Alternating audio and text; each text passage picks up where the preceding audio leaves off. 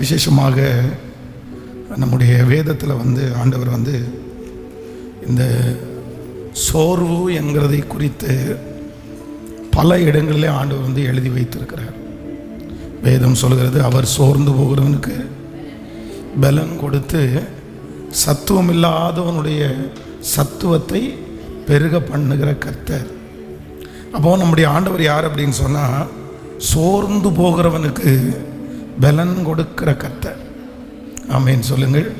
So இன்றைக்கு இந்த உபவாச ஜெபத்திலே நம்ம முழுக்க எதற்காக ஜெபிக்க போகிறோம் அப்படின்னு சொன்னால், ஆண்டவரே சோர்வின் ஆவிகளை என்னை விட்டு எடுத்து, சோர்வை என்னை விட்டு நீக்கி என்னை உற்சாகப்படுத்தும்படியாக நம்ம இன்றைக்கி ஜெபம் பண்ண போகிறோம். இன்றைக்கி உள்ள ஃபாஸ்டிங் ப்ரேயரு நான் நம்புகிறேன், இந்த ஃபாஸ்டிங் ப்ரேயர் முடியும் போதே ஆண்டவர் நம்ம எல்லாரையும் ஆண்டவர் உற்சாகத்தினால் ஆண்டவர் நிரப்புவாராக. அல்லேலூயா, ஆமீன். எத்தனை பேர் வாஞ்சையாக இருக்கிறீர்கள்? ஒரு வசனத்தை வாசிக்க போகிறோம். 1 சாமுவேல் 30ஆம் அதிகாரத்தினுடைய 9வது 10வது வசனத்தை வாசிக்கலாம். 1 சாமுவேல் 30வது அதிகாரத்தினுடைய 9வது 10வது வசனம். அப்பொழுது தாவீதும் அவனோடு இருந்த 600 பேரும் போனார்கள். அவர்கள் பேசோர் ஆற்றண்டைக்கு வந்தபோது அங்கே சிலர் நின்று போனார்கள். தாவீதோ 400 பேரோடு கூட தொடர்ந்து போனான். 200 பேர் விடாய்த்து போனபடினால் பேசோர் ஆற்றை கடக்காமல் நின்று போனார்கள். நீங்கள் 30ஆம் அதிகாரத்தினுடைய 21வது வசனம், விடாய்த்து போனதினாலே தாவீதிற்கு பின் செல்லாமல் பேசோர் ஆற்றண்டையிலே தங்கி இருந்த 200 பேரிடத்திற்கு தாவீது வருகிற போது இவர்கள் தாவீதுக்கும் அவனோடு இருந்த ஜனத்திற்கும் எதிர்கொண்டு வந்தார்கள். தாவீது அந்த ஜனத்தினிடத்தில் சேர்ந்து அவர்கள் சுக செய்தியை விசாரித்தான்.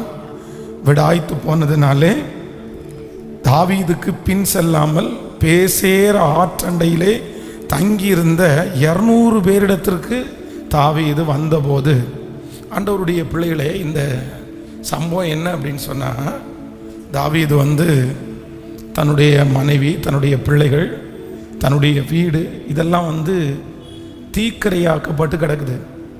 புருஷர்கள் மட்டும் அந்த நாட்டினுடைய ராஜாவை போய் சந்திக்கிறதுக்காக போய் போருக்காக யுத்தத்திற்காக போனாங்க. ஆனால் அவங்க வேண்டான்னு சொன்ன உடனேயே அவங்க திரும்பி வரும்போது இப்படி ஒரு செய்தி, இப்படி ஒரு கண்ணில் அப்படி ஒரு காட்சியை பார்க்குறாங்க.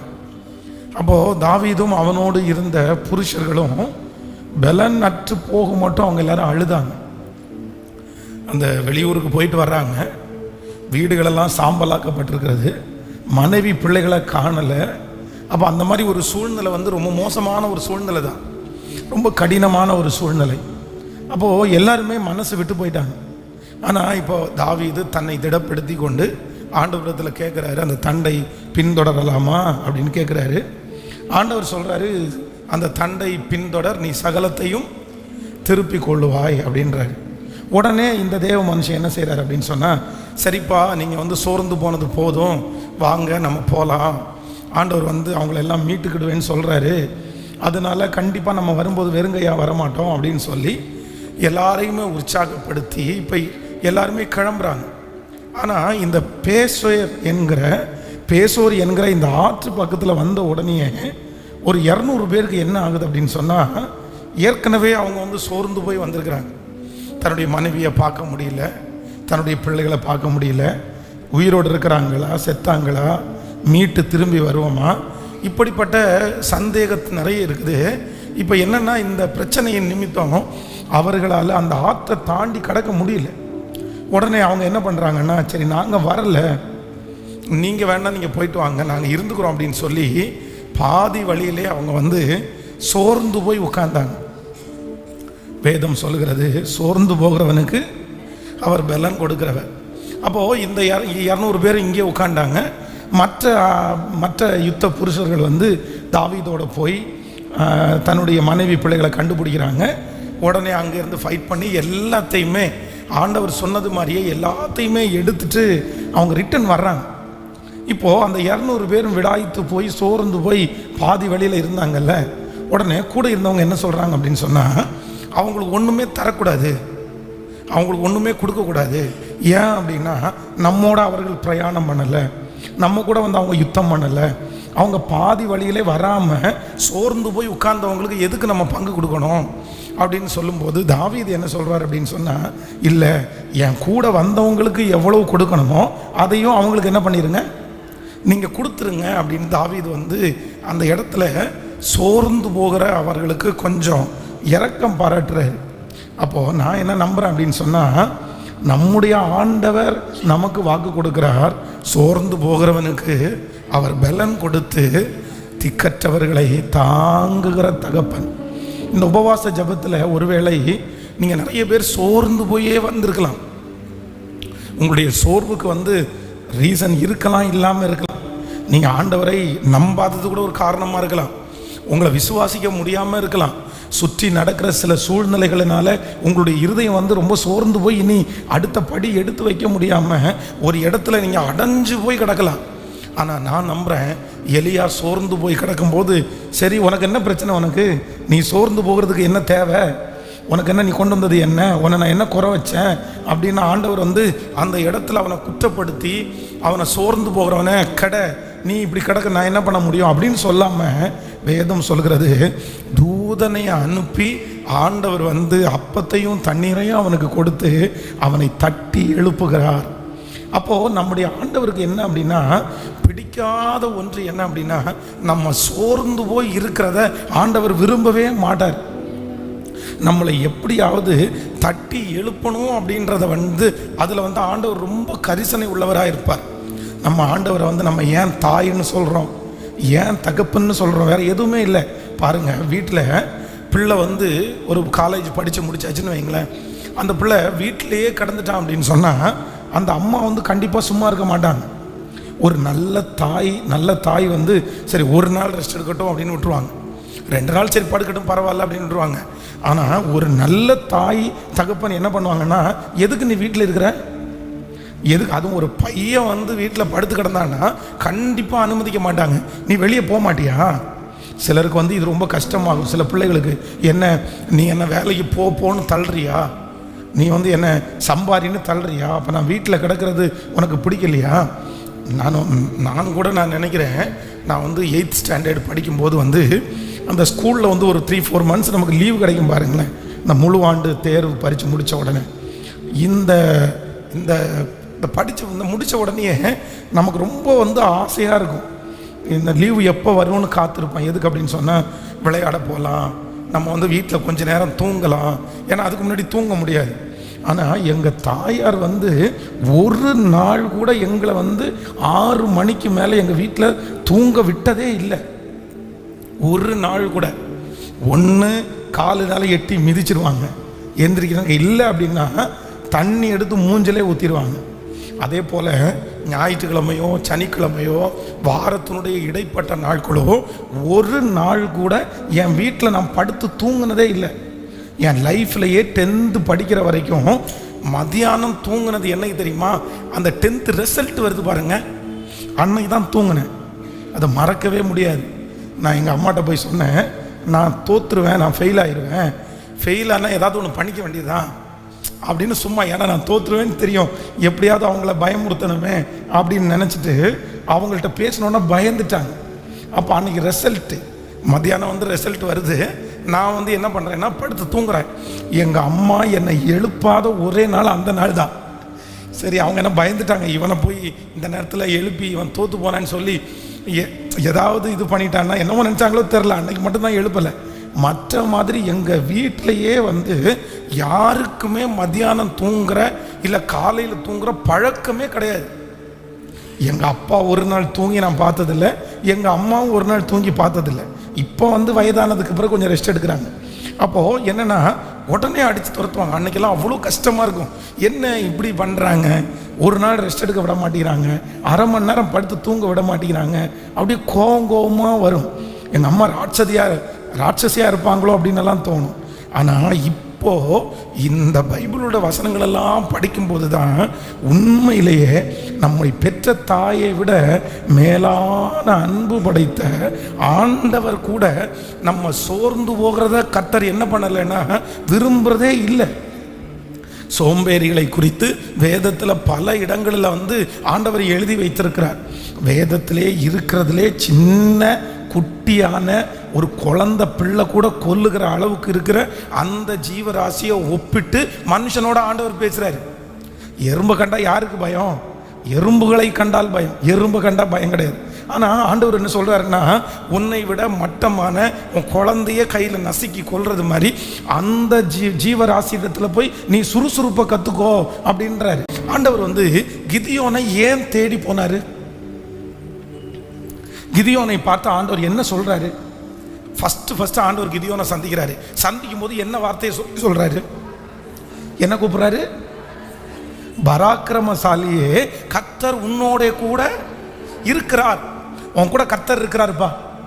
அந்த ஊர்ல எத்தனையோ பேர் இருக்கிறாங்க, ஆனா இவங்க யாரையுமே தேடி போகாம இந்த கிதியோனை மட்டும் பார்த்து ஆண்டவர் உன் கூட இருக்கிறாருன்னு அந்த தூதன் சொல்றார். உடனே இந்த கிதியோன் என்ன சொல்றாருன்னா, எங்க கூட கர்த்தர் இருந்தார், இதெல்லாம் நடப்பான், இதெல்லாம் ஏன் நடக்குது அப்படின்றான். அப்போ ஆண்டவருடைய தூதன் சொல்கிறான், உன்னதான் ஆண்டவர் தெரிஞ்சுக்கிட்டாரு, இவ என்ன பண்ணிட்டு இருக்கிறார் அப்படின்னு சொன்னா, வேதம் சொல்லுது அவன் விவசாயம் பண்ணி அந்த விவசாயத்தை யாராவது நாசம் பண்ண வர்றாங்களான்னு அவன் பார்த்துட்டு இருக்கிறான், காவல் காத்துட்டு இருக்கிறான். அங்க என்ன சூழ்நிலை நடக்குது அப்படின்னு சொன்னா, இஸ்ரவேல் ஜனங்கள் ஆண்டவருடைய பிள்ளைகள் விவசாயம் பண்ணுவாங்க. விவசாயம் பண்றத ஆப்போசிட் நாட்டில் இருக்கிற அந்த மனிதர்கள் பார்த்துட்டே இருப்பாங்க. அந்த அறுவடை வருது பாருங்களேன், அந்த அறுவடை வரும்போது இவங்களை ஃபைட் பண்ணி அதை அறுத்து அவங்க எடுத்துட்டு போவாங்க.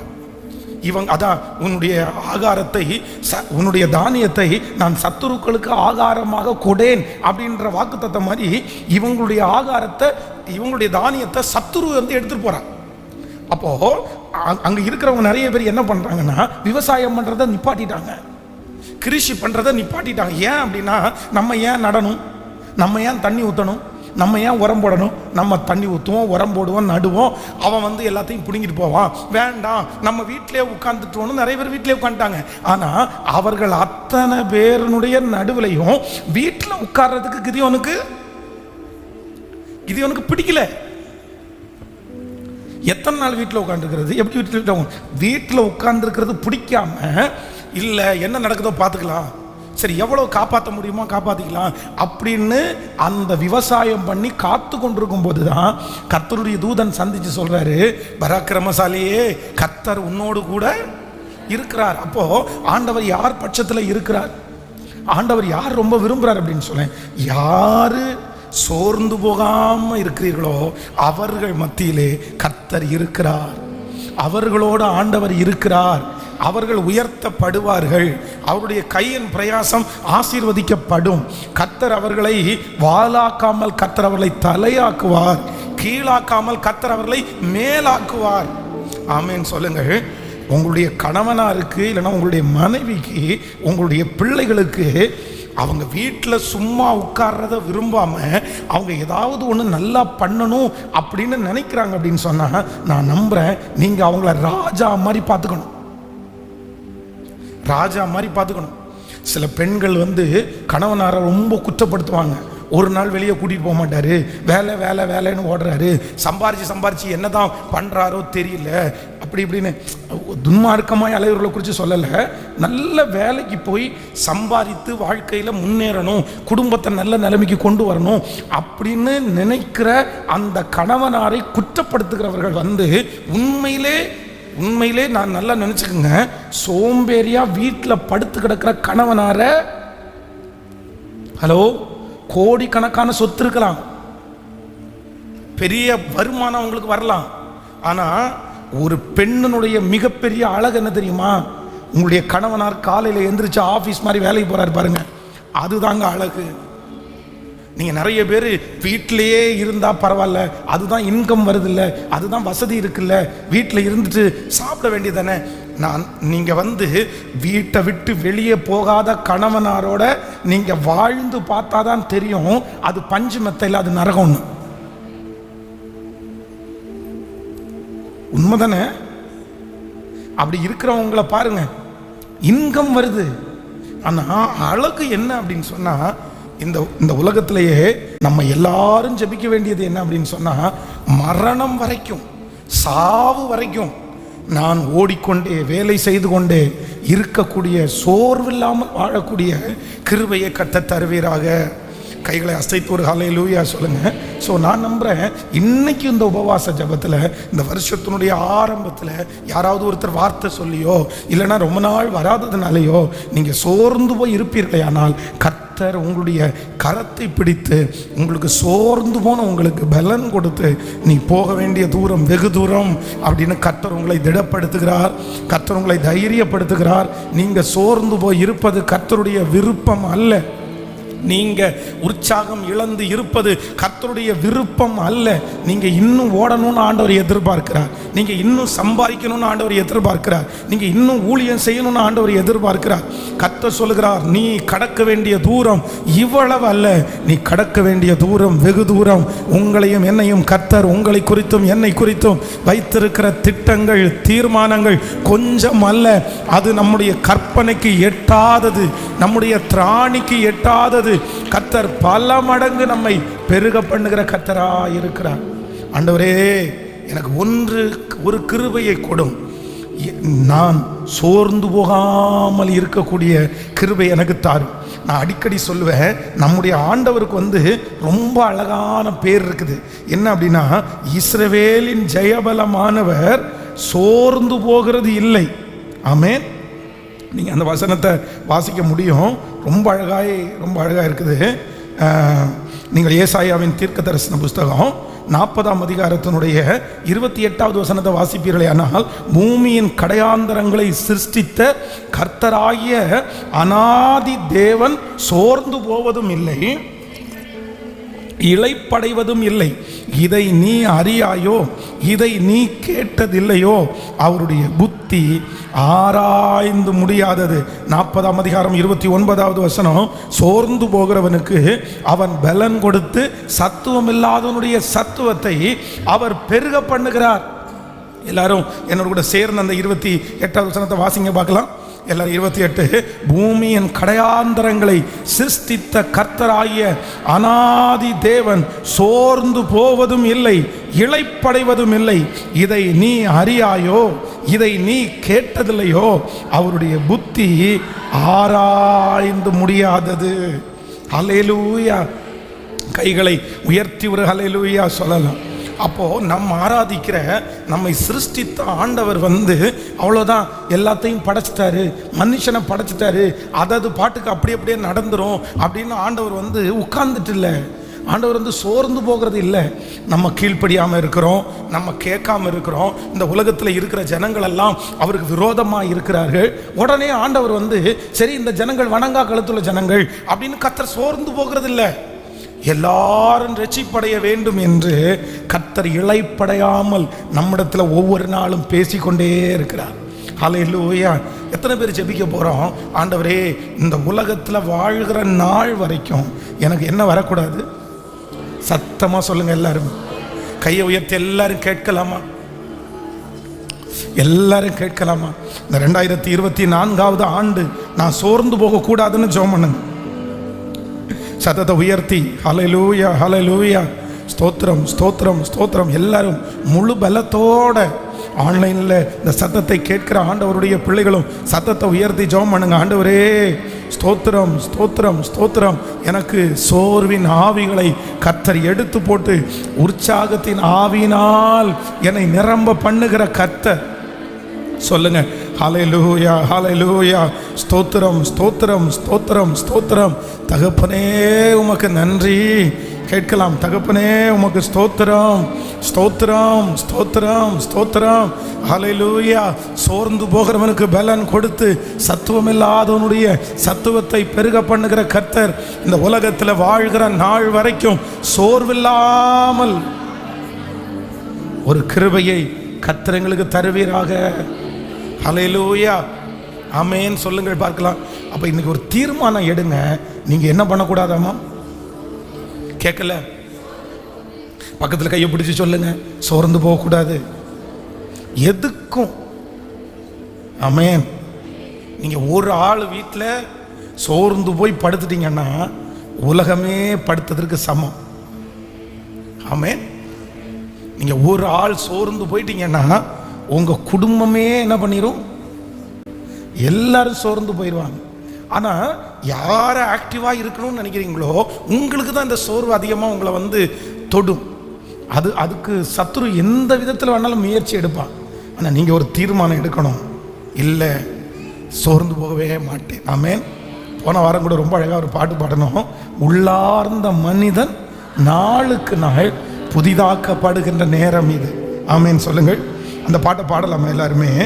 உள்ளார்ந்த மனிதன் நாளுக்கு நாள் புதிதாக்கப்படுகின்ற நேரம் இது.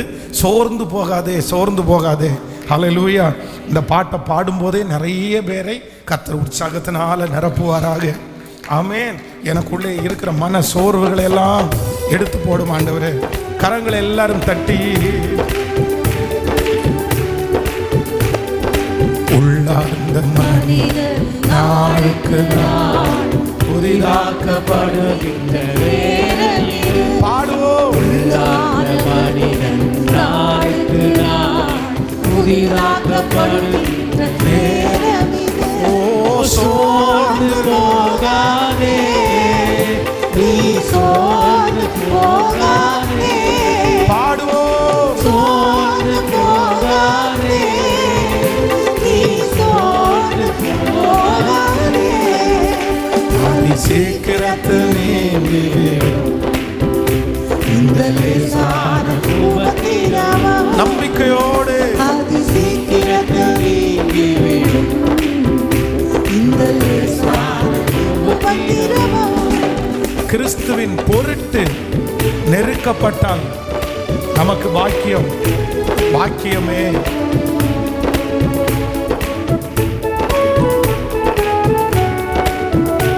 ஹல்லேலூயா.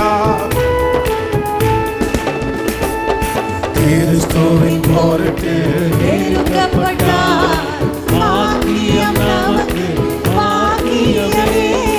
கிறிஸ்துவின் பொருட்டு நெருக்கப்பட்டால் பாக்கியம் நமக்கு, பாக்கியம். கைகளை மேல தட்டி சோர்ந்து போகாதே, நீ சோர்ந்து போகாதே, சோர்ந்து போகாதே.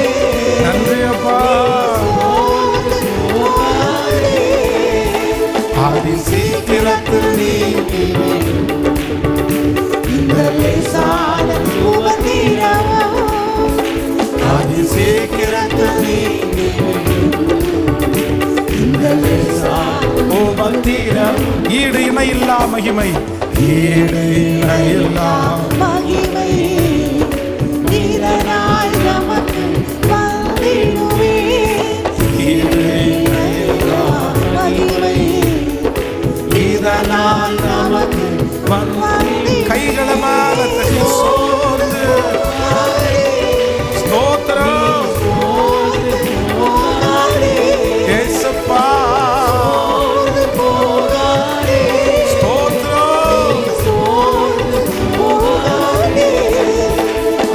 சீக்கிரத்தில் நீங்கிவிடும் இந்த லேசான. சத்தமாய் நீங்க பாட பாட அந்த அற்புதம் நடக்கட்டும். இந்த லேசான காண்கின்ற உலகம் தேடவில்லை, காண்கின்ற உலகம் தேடவில்லை, காணாத பரலோகம் நாடுகிறே. காண்கின்ற உலகம் தேடவில்லை, காணாத பரலோகம் நாடுகிறே. சோர்ந்து போகாதே,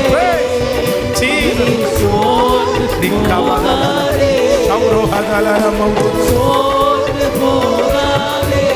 நன்றி அப்பா. சோர்ந்து போகாதே, அதி சீக்கிரத்தில் நீங்கிவிடும் இந்த லேசான உபத்திரவம். சொல்ல சொல்ல அதி சீக்கிரத்தில் நீங்கிவிடும் இந்த லேசான. எல்லாரும் அப்படியே சந்தோஷமாய் மன்னவன் இயேசு, மன்னவன் இயேசு வருகையிலே மகிழ்ந்து நாம்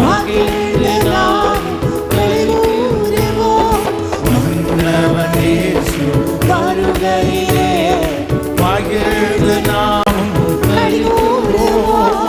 சோர்ந்து போகாதே, நீ சோர்ந்து போகாதே, சோர்ந்து போகாதே, நீ சோர்ந்து போகாதே. அதி சீக்கிரத்தில் நீங்கிவிடும் இந்த லேசான உபத்திரவம். அதி சீக்கிரத்தில் நீங்கிவிடும் இந்த லேசான உபத்திரவம். ஹல்லேலூயா. கைகளை உயர்த்தி ஹல்லேலூயா சொல்ல.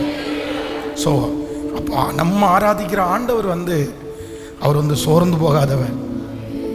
எத்தனையோ பேருக்கு கர்த்தர் நல்லவராகவே இருக்கிறார். அற்புதம் பெற்றுக்கொண்டவர்கள் 10 பேர். திரும்பி வந்தவங்க சொல்லுங்க எத்தனை ஆள்? நம்மளா இருந்தால் என்ன பண்ணியிருப்போம்? நன்றி கெட்டவனுவான். அதுக்கு எக்ஸ்ட்ரா ஃபிட்டிங் வார்த்தையெல்லாம் நிறைய சொல்லுவோம். நன்றி கெட்டவனுவா. இனி இவனுக்கெல்லாம் செஞ்சு கேட்கல, இனி இவனுக்கெல்லாம் செஞ்சு என்ன பிரயோஜனம்? நான் இனி ஒரு பயிலுக்கு செய்ய மாட்டேன், எவனுக்குமே செய்ய மாட்டேன். இருக்கிறவன் ஒருத்தனும் நன்றி இல்லாதவன். உடனே நம்ம என்ன பண்ணுவோம்னா அதெல்லாம் நிறுத்திடுவோம். ஆனால் வேதம் சொல்லுது, இந்த உலகத்திலே இருந்த நாட்களில் எல்லாம் என் தேவன் நன்மை செய்கிறவராகவே சுற்றி திரிந்தார். ஸோ நமக்கு தனக்கு தேங்க்ஸ் சொல்லலை, தான் செஞ்சதை மதிக்கல, நன்றி இல்லாதவங்க அப்படின்னு பார்த்ததுனால அவர் செய்கிறத விட்டு அவர் என்ன பண்ணலை. நம்ம நிறைய பேர் இன்னைக்கு சோர்ந்து போனதுக்கு என்ன காரணம் தெரியுமா? நம்ம செஞ்சுட்டு இருந்ததை நிறுத்தினதுக்கு என்ன காரணம் தெரியுமா? வேண்டான்னு நினைச்சதுக்கு என்ன காரணம் தெரியுமா? நன்றி இல்லாதவங்கள நிறைய பேரை பார்த்து நம்ம ஏன் செய்யணும், நம்ம எதுக்கு பண்ணணும், வேண்டாம், நம்ம பண்ணி என்ன கைத்தட்டா கிடைக்க போகுது, நம்மளை சந்தோஷப்படுத்த போறாங்களா, வேண்டாம், நம்ம போய் எதுக்கு செய்ய போகிறோம் அப்படின்னு நினச்சி நம்ம நிறைய பேர் ஜெபம் பண்ணுறதை விட்டுட்டோம், உதவி செய்கிறத விட்டுட்டோம், ஊழியம் செய்கிறத விட்டுட்டோம். ஆனால் இன்று ஆண்டவர் உங்கள் ஒவ்வொருத்தையும் பேசிகிட்டு இருக்கிறாரு. அடுத்தவங்க உங்களுக்கு தேங்க்ஸ் சொல்லணும், நன்றி பாராட்டணும் அப்படின்றதற்காக நீங்கள் செய்கிறவர் அல்ல. நீங்களும் நானும் ஆராதிக்கிற கர்த்தர் அவர் நன்றி அறிவு இல்லாதவர்களுக்கும் நல்லோர் மேலும் தீயோர் மேலும் மழையை வர்ஷிக்க பண்ணுகிற கர்த்தராயிருக்கிறார். நன்மை செய்கிறது அவர் சோர்ந்து போகவே இல்லை. வேதம் சொல்லுகிறது, நன்மை செய்கிறதிலே நாம் சோர்ந்து போகாதவர்களாய் இருப்போமே, ஆனால் ஏற்ற காலத்தில் நம்ம என்ன பண்ணுவோமா, அறுப்போம். ஆமேன்னு சொல்லுங்கள். இந்த சோர்வை குறித்து இன்னைக்கு ஒரு 3 காரியத்தை நான் இன்னைக்கு உங்களோட பேசி உங்களுக்காக ஜெபிக்க போறேன். நல்லா கவனிச்சுக்கோங்க. இந்த சோர்வு உங்களுக்கு எது வரைக்கும் போகக்கூடாது அப்படின்றதை இன்னைக்கு நான் சொல்வதற்கு ஆசைப்படுகிறேன். நல்லா கவனிச்சுக்கோங்க. சோர்வு என்கிறது அதை அவாய்ட் பண்ணவே முடியாத ஒன்று. ஆமேன். நம்புறீங்களா? எத்தனை பேர் ஆமோதிக்கிறீங்க? சோர்வு என்கிற ஒன்று எப்பேற்பட்ட மனுஷனுக்கும் கண்டிப்பா. பாஸ்டருக்கு சோர்வு வருமா? கேட்கல. கண்டிப்பா வரும். பெரிய பெரிய பதவியில் இருக்கிறவங்களுக்கு சோர்வு வருமா? எல்லாருக்குமே சோர்வு என்கிறதற்கு வரும். வேதத்தில் அதுக்கு நிறைய ஆதாரங்கள் இருக்கிறது. எவ்வளவு ஆக்டிவாக இருந்தாலுமே ஒரு காலத்தில் அவங்களுக்கு என்ன வரும்? ஆனால் இந்த சோர்வு வருகிறது சகஜம்தான். அது அவாய்ட் பண்ண முடியாத ஒன்று. ஆனால் இந்த சோர்வை நீங்கள் கையாளுறதுல ரொம்ப கவனமாக இருக்கணும். இந்த சோர்வை நீங்கள் சில படிகள் தாண்டி அதை விட்டுட்டீங்க அப்படின்னு சொன்னால் இந்த சோர்வு உங்களை என்ன பண்ணுவோம்னா எதுவுமே பண்ண விடாமல் உங்களை அழிச்சிடும். இதுக்கு உதாரணம் யார் அப்படின்னா, நல்ல ஒரு உதாரணம் யோனா. நீங்கள் யோனாவின் புஸ்தகத்தில் நீங்கள் வாசிப்பீர்களே ஆனால் அந்த வசனத்தை நீங்கள் வாசிக்க முடியும். யோனாவின் தீர்க்க தரிசன புஸ்தகத்தில் அந்த வசனம் இருக்குது. யோனாவின் தீர்க்க தரிசன புஸ்தகம் 4ஆம் அதிகாரம் 8வது வசனத்தை வாசிப்பீர்களானால், சூரியன் உதிக்கிற போது தேவன் உஷ்ணமான கீழ்காற்றை கட்டளையிட்டார். அப்பொழுது வெயில் யோனாவுடைய தலையின் மேல் படுகிறதுனால் அவன் சோர்ந்து போய் தனக்குள்ளே சாவை விரும்பி, நான் உயிரோடு இருக்கிறதை பார்க்கலும் சாகிறது நலமாயிருக்கும் என்றான். ஹலோ, நல்லா கவனிச்சுங்க. இந்த சோர்வை நீங்க சரியான விதத்திலே கையாள விட்டா இந்த சோர்வு உங்களை எங்க வரைக்கும் கொண்டு போகுமா? சூசைட் பண்ற வரைக்கும், தற்கொலை முயற்சி அளவுக்கு கொண்டு போயிருமாமா. பக்கத்தில் இருக்கிற கையை பிடிச்சி சொல்லுங்க, நீங்க சோர்வை கவனிக்காம விட்டுட்டீங்கன்னா, நீங்க சோர்விலிருந்து வெளியே வரல அப்படின்னா, நீங்க உயிரோடு வாழ்றத விரும்பாம சாவ விரும்பீங்க. ஆமென். சாவ நிறைய பேர் இந்த உலகத்தில் இருக்கிறவங்க நிறைய பேர் வாழ்றத விரும்புறதில்ல. வாழ்க்கையை வந்து நிறைய பேர் பிடிச்சி வாழ்றதில்ல. என்ன விரும்புறாங்க அப்படின்னு சொன்னா, இன்னைக்கு சாவு வந்தாலும் நல்லா இருக்கும். மனரம்யமாய் மரணத்தை எதிர்பார்க்கறது தவறல்ல. சிலர் வந்து ரொம்ப முக்தி அடைந்து இந்த உலகத்தில் இருக்கிற எல்லாமே பார்த்துட்டு ஃபினிஷ் அப்படின்னு நினச்சி இனி மரணம் வந்தால் பரவாயில்ல, மரணத்தை எதிர்நோக்கி காத்திருக்கிறது தவறல்ல, அது சரியானது தான். கிறிஸ்து எனக்கு ஜீவன், சாவு எனக்கு. ஒரு உண்மையான ஒரு தேவனுடைய பிள்ளை, நீங்கள் ஆண்டவருக்குள்ள முழுமையாக வந்துட்டீங்க, ஆண்டவரோட நீங்கள் நடக்கிறீங்க, ஆண்டவர் மேலே உங்களுக்கு ஒரு பெரிய நம்பிக்கை இருக்குது அப்படின்றதுக்கு மிகப்பெரிய அர்த்தம் என்ன அப்படின்னா, கிறிஸ்து எனக்கு ஜீவன், சாவு எனக்கு. இன்றைக்கு நான் மரிச்சா கூட நான் பரவாயில்ல அப்படின்னு நினைக்கிறவங்க தான் உண்மையாய் ரொம்ப அப்படின்னா முழுமை அடைந்த ஒரு தங்கன்னு வச்சுங்களேன். அப்போ இந்த இடத்துல இந்த மனுஷன், தேவனுடைய ஊழியக்கார, வயசு குறைவானவர் தான்.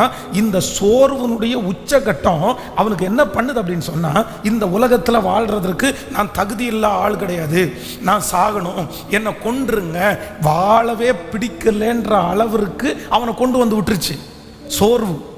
அப்போ யாராவது ஏதாவது ஒன்று சொல்லி உங்களுக்குள்ள பலவீனங்களை சொல்லி உங்களை சோர்வுக்குள்ள ஆக்கும்போது அந்த சோர்வை நீங்க கையாளல அப்படின்னா அது உங்களுக்கு டேஞ்சரா முடிஞ்சிடும். அப்போ இன்றைக்கு ரெண்டாவது நம்ம என்ன ஜெபிக்கணும் அப்படின்னு சொன்னா, எனக்கு சோர்வை கையாளக்கூடிய ஒரு பலனை தாரும் ஆண்டவரே. ஹல்லேலூயா. கையை உயர்த்தி ஒரு ஹல்லேலூயா சொல்லலாம். கையை உயர்த்தி சொல்லுங்க பார்க்கலாம். ஏசப்பாட்ட ஆண்டவரே, எனக்கு சோர்வை கையாளக்கூடிய பலன் சொல்லுங்க எல்லாருமே. என் வாழ்க்கையில் எத்தனை விதமான சோர்வுகள் வந்தாலும் அந்த சோர்வுகளை கையாள்வதற்கு ஒரு விதத்தை தான். ஒரு சில பாடங்களை மட்டும் நம்ம கற்றுக்கொண்டு நம்ம ஜெபிக்க போகிறோம். நம்பர் 1, முதலாவதாக தானியேலின் தீர்க்க தரிசன புஸ்தகம் 8ஆம் அதிகாரத்தினுடைய 27வது வசனத்தை வாசிக்கலாமா?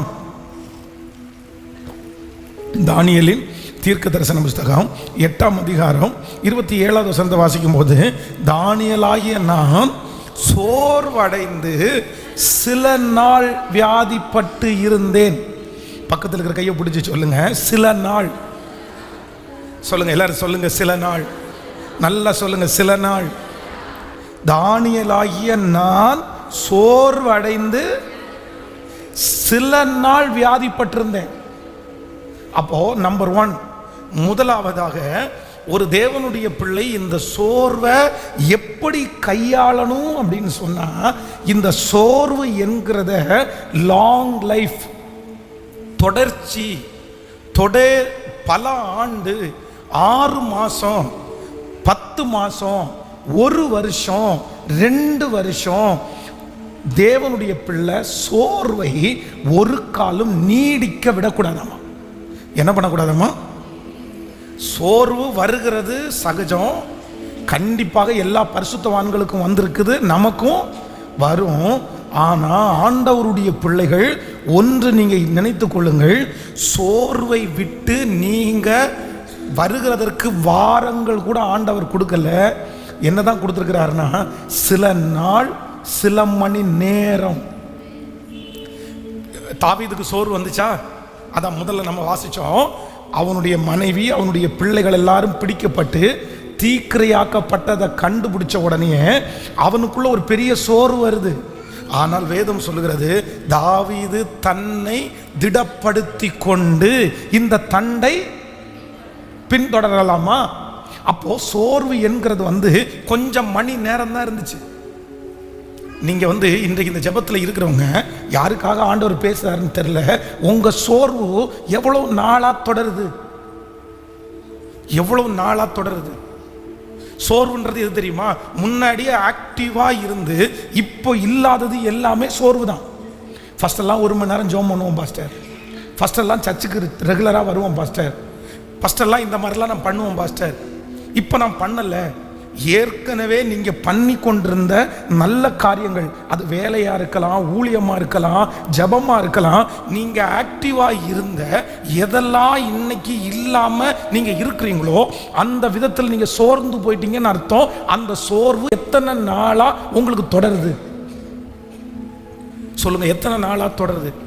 சிலர் கல்யாணத்துக்கு முன்னாடி பார்த்தீங்கன்னா அவ்வளவு ஆக்டிவா இருப்பாங்க, நமக்கே ஆசையா இருக்கும். சில ஆண்கள் வந்து கல்யாணம் பண்ணுறதே அதை பார்த்து தான். சர்ச்சில் பார்த்தீங்கன்னா அந்த புள்ள வந்து இருக்கிற ஸ்பீடு வேகத்தை பார்த்த உடனே இவங்களுக்கு என்ன ஆகும் தெரியுமா? கட்டுனா இந்த பண்ண தாண்டா நம்ம கட்டணும், என்ன சுறுசுறுப்பு, சிட்டு மாதிரி பறக்குது பாரு அது. சார் இதெல்லாம் நம்முடைய வாழ்க்கையில் கிடச்சிச்சு அப்படின்னு சொன்னால் 2 வருஷத்தில் நம்ம என்னமோ ஆயிடலாம். இப்படி ஒரு உற்சாகம் உள்ள பிள்ளையத்தான் நம்ம எதிர்பார்க்குறோம் அப்படின்னு நினச்சி கல்யாணம் பண்ணிட்டு வந்து ஒரு குழந்தை பிறந்துச்சுன்னா அப்படியே இந்த சாணியை போட்டு ஒட்டி வச்சா ஒட்டும் பாருங்க. செவத்தில் இந்த ஊர்ல எல்லாம் சாணி காய வைப்பாங்க பாருங்களேன், அது என்ன கம் போட்டு ஒட்டியிருக்காங்கன்னு நினைக்கிறீங்களா? அது அப்பனா அப்பிக்கும், அது கீழே விழாது, காஞ்சதுக்கு அப்புறம் தான் கீழே விழும். அந்த மாதிரி அப்படியே உட்கார்ந்து பிறண்டுறது எல்லாம். இப்போ எல்லாமே சிலருக்கு வந்து எல்லாமே இருக்கிற இடத்துல மாறி போயிடுச்சு. இந்த உட்காரா இது எந்திரிக்காமலே ஒரு இடத்துல வேலை பார்க்குற நிறைய பேர், தயவு செய்து அப்படி பண்ணாதீங்க. இன்னைக்கு எல்லாம் சுலபமாக இருக்குன்றதுக்காக நிறைய அம்மாங்க இருக்காங்க, காய்கறி கட் பண்ணி கொடுக்குறேன் அப்படின்னாங்க. எங்கே கொண்டு கொடுக்கணும் உங்களுக்கு? அதை பெட்ரூமில் கொண்டு வந்து கொடுக்கணும். அங்கே ஒரே இடத்துல உட்காந்து காய்கறி வெட்டி கொடுப்பாங்க, கழுவி கொடுப்பாங்க. எல்லாம் எங்கே இருந்துட்டு ரூமை விட்டு வெளியே வரவே மாட்டாங்க. இந்த இப்போல்லாம் நிறைய வாட்ச் வந்துருக்குது, இந்த வாட்சை கையில் கட்டிட்டு காலையில் நீங்கள் வந்து ஆன் பண்ணிவிட்டு நைட்டு பார்த்தீங்கன்னா நீங்கள் எவ்வளோ தூரம் வாக் பண்ணியிருக்கிறீங்க அப்படின்றத காமிச்சிடும். சிலருக்கெல்லாம் அந்த முள் ஓடவே ஓடாது. இன்னும் இந்த யூரின் பாஸ் பண்ணுறதுக்கு எதுக்கு நம்ம போகிறோம்னு தண்ணி குடிக்காமல் கூட உட்காந்துக்குவாங்க. இந்த மாதிரி சோம்பேறிகளை பார்த்துருக்குறீங்களா? நைட்டு மாத்திரை சாப்பிட்டா பையன் மாத்திரை சாப்பிட்றான், டேய் மாத்திரை சாப்பிட்டா கொஞ்சம் தண்ணி நிறைய குடிக்கணும் அப்போ தான் நல்லது அப்படின்னு கேட்டால், நீங்கள் போங்க டேடி, தூக்குற டைம் யூரின் வந்துச்சுன்னா ரொம்ப டிஸ்டர்பன்ஸாக இருக்கும், தண்ணி குடிக்காமல் பார்த்தா தான் நல்லது. எந்த அளவுக்கு பாருங்க இருக்குது. அப்போது நான் என்ன, ஆண்டவருடைய பிள்ளைகளே ரொம்ப கவனமாக நீங்கள் கவனிச்சுங்க, நீங்கள் ரொம்ப ஜாக்கிரதையாக இருங்க. நீங்கள் ஏன்னா அதுவே உங்களுடைய வாழ்க்கையில் வந்து அது மாறிடும். அம்மாங்களுக்கு எல்லாருக்கும் நான் என்ன சொல்கிறேன் அப்படின்னா, தயவு செய்து நடக்கிறத ஸ்டாப் பண்ணாதீங்க. ஐயா, வயதான ஒவ்வொரு தகப்பனும் தாயாருக்கும் நான் உங்களை ரொம்ப நேசிக்கிறேன், நீங்கள் ரொம்ப காலம் இருக்கணும்னு நான் உங்களுக்காக ஜெபம் பண்ணுறேன். அதுக்கு நான் ரொம்ப விருப்பப்படுறேன். நீங்கள் வயதானவங்களெல்லாம் இந்த உலகத்தில் இருந்து நீங்கள் என்ன பண்ண போகிறீங்க? நீங்கள் நம்ம மேக்கப் பண்ணிட்டு ரோட்டில் நடக்க போகிறீங்க?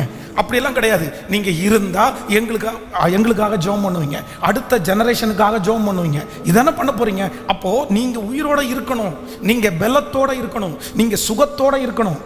ஏன் அப்படின்னா நீங்கள் தான் அடுத்த ஜெனரேஷனுக்கு ஒரு பெரிய விதை. அப்போது நீங்கள் என்ன பண்ணணும் அப்படின்னா, நீங்கள் நடக்கிறத மட்டும் என்ன பண்ணக்கூடாதுன்னா குறைக்கவே கூடாது. உங்களுக்காக நான் ஜெபம் பண்ணும்போது ஸ்பெஷலாக ஜெபம் பண்ணுறது என்ன அப்படின்னா, உங்கள் கால்களில் மட்டும் எந்த வியாதியும் வந்துடக்கூடாது. ஏன்னா ஆண்டவர் உங்களுடைய கால்களை மான்கள் கால்கள் போல ஆக்குவாராக. அப்போது இந்த கால் வந்து பலனாக இருக்கணும் அப்படின்னா, சில நேரத்தில் நம்முடைய உடம்பு எப்படி இருக்கணும்னா குறைவாக தான் இருக்கணும். சிலருக்கு வந்து ஹெரிடிட்டியாக அப்படி இருக்கும், சிலருக்கு வந்து இந்த தைராய்டு இந்த மாதிரிலாம் இருக்கிறவங்களுக்கெல்லாம் உடம்பு வந்து ரொம்ப கனத்த உடம்பு மாதிரி இருக்கும். ஆனால் நான் என்ன நம்புகிறேன் அப்படின்னா, நம்ம வந்து மோஸ்ட்லி முடிஞ்ச வரைக்குமே நீங்கள் எதையாவது பண்ணி குறைக்க முடிஞ்சால் குறைச்சிடணும். ஏன் அப்படின்னா அப்போ தான் நம்முடைய கால் என்னவாக இருக்கும்? பலனாக இருக்கும். ஒரு நல்ல ஜெபிக்கிற ஒரு தாய் எனக்கு ரொம்ப பிடிச்சவங்க, எனக்காக ரொம்ப ஜெபம் பண்ணுவாங்க. அவங்கள எப்போ பார்த்தாலும் பைபிளும் கைமா இருப்பாங்க. போன வருஷம் மட்டும் பைபிளை 3 டைம் வாசித்து முடிச்சிட்டாங்க. முழு பரிசுத்த வேதாகமத்தையும் 3 முறை வாசித்து முடித்தாங்க. ஆனால் இப்போ வந்து கடந்த சமீபத்தில் அவங்களை போய் பார்க்கும்போது அவங்களுடைய காலை பார்க்கும்போது எனக்கு ரொம்ப கஷ்டமாக இருந்துச்சு. அவங்க முன்னாடி வச்சு அதை நம்ம வந்து ரியாக்ட் பண்ண வேண்டாம் அப்படின்னு வெளியில் என்னுடைய வாகனத்தில் போகும்போது அவங்களுக்காக ரொம்ப வருத்தப்பட்டு நான் ஜெபம் பண்ணேன். ஏன்னா நான் உடம்புனுடைய அந்த வெயிட் ரொம்ப அதிகமானதுனால கால் அப்படியே வளைஞ்சிருச்சு அவங்களுக்கு. இந்த உள்ளங்கால் பாருங்க, பாதத்தை வந்து கீழே வச்சா அப்படியே ஊனி நிற்கணும். அப்படி நிற்க முடியாமல் அது லைட்டாக அந்த பெருவிரல பார்த்தா அது டேன் ஆயிருச்சு, அந்த வெயிட் தாங்க முடியாமல். அப்போது என்னன்னா, அதை வந்து குற்றப்படுத்துவதற்கோ அப்படின்னு சொல்லலை. முடிஞ்ச வரைக்கும் நம்ம என்ன பண்ணிடணும் அப்படின்னு சொன்னால், நீங்கள் வந்து கொஞ்சம் அதை முயற்சி எடுத்துடணும். ஒரு அளவு தான் பைபிளில் இது சொல்லியிருக்காருன்னா கண்டிப்பாக சொல்லியிருக்குது. ஏலியை குறித்து வேதம் சொல்லுது, அவன் ஸ்தூலித்த மனுஷனாக இருந்தபடினால் அவனுக்கு என்ன தேவைப்படுச்சு தெரியுமா? சேர் தேவைப்படுச்சு. எப்போவுமே ஆசரிப்பு கூடாரத்தில் பிரதான ஆசாரி அங்கே இருக்கும்போது சேரெல்லாம் நாற்காலி எல்லாம் உள்ள ரொம்ப போட மாட்டாங்க. ஆனால் ஏலிக்காக ஒரு நாற்காலி போடப்பட்டுருந்துச்சு. ஏன் அப்படின்னா அவரால் நிற்க முடியாது. இன்னும் ஒரு துக்க செய்தி கேட்ட உடனே மேலே இருந்து மல்லாக்க விழுந்து அவன் வந்து தன்னுடைய வயிறு வெடித்து இறந்துட்டான். ஸ்தூலித்த மனுஷனா இருந்தபடியினால் அவனுக்கு அந்த துக்கம் நேரிட்டதற்கு காரணம் அவனுடைய உடம்பு அதிகமாக இருந்ததுனாலன்னு பைபிள் சொல்லுது.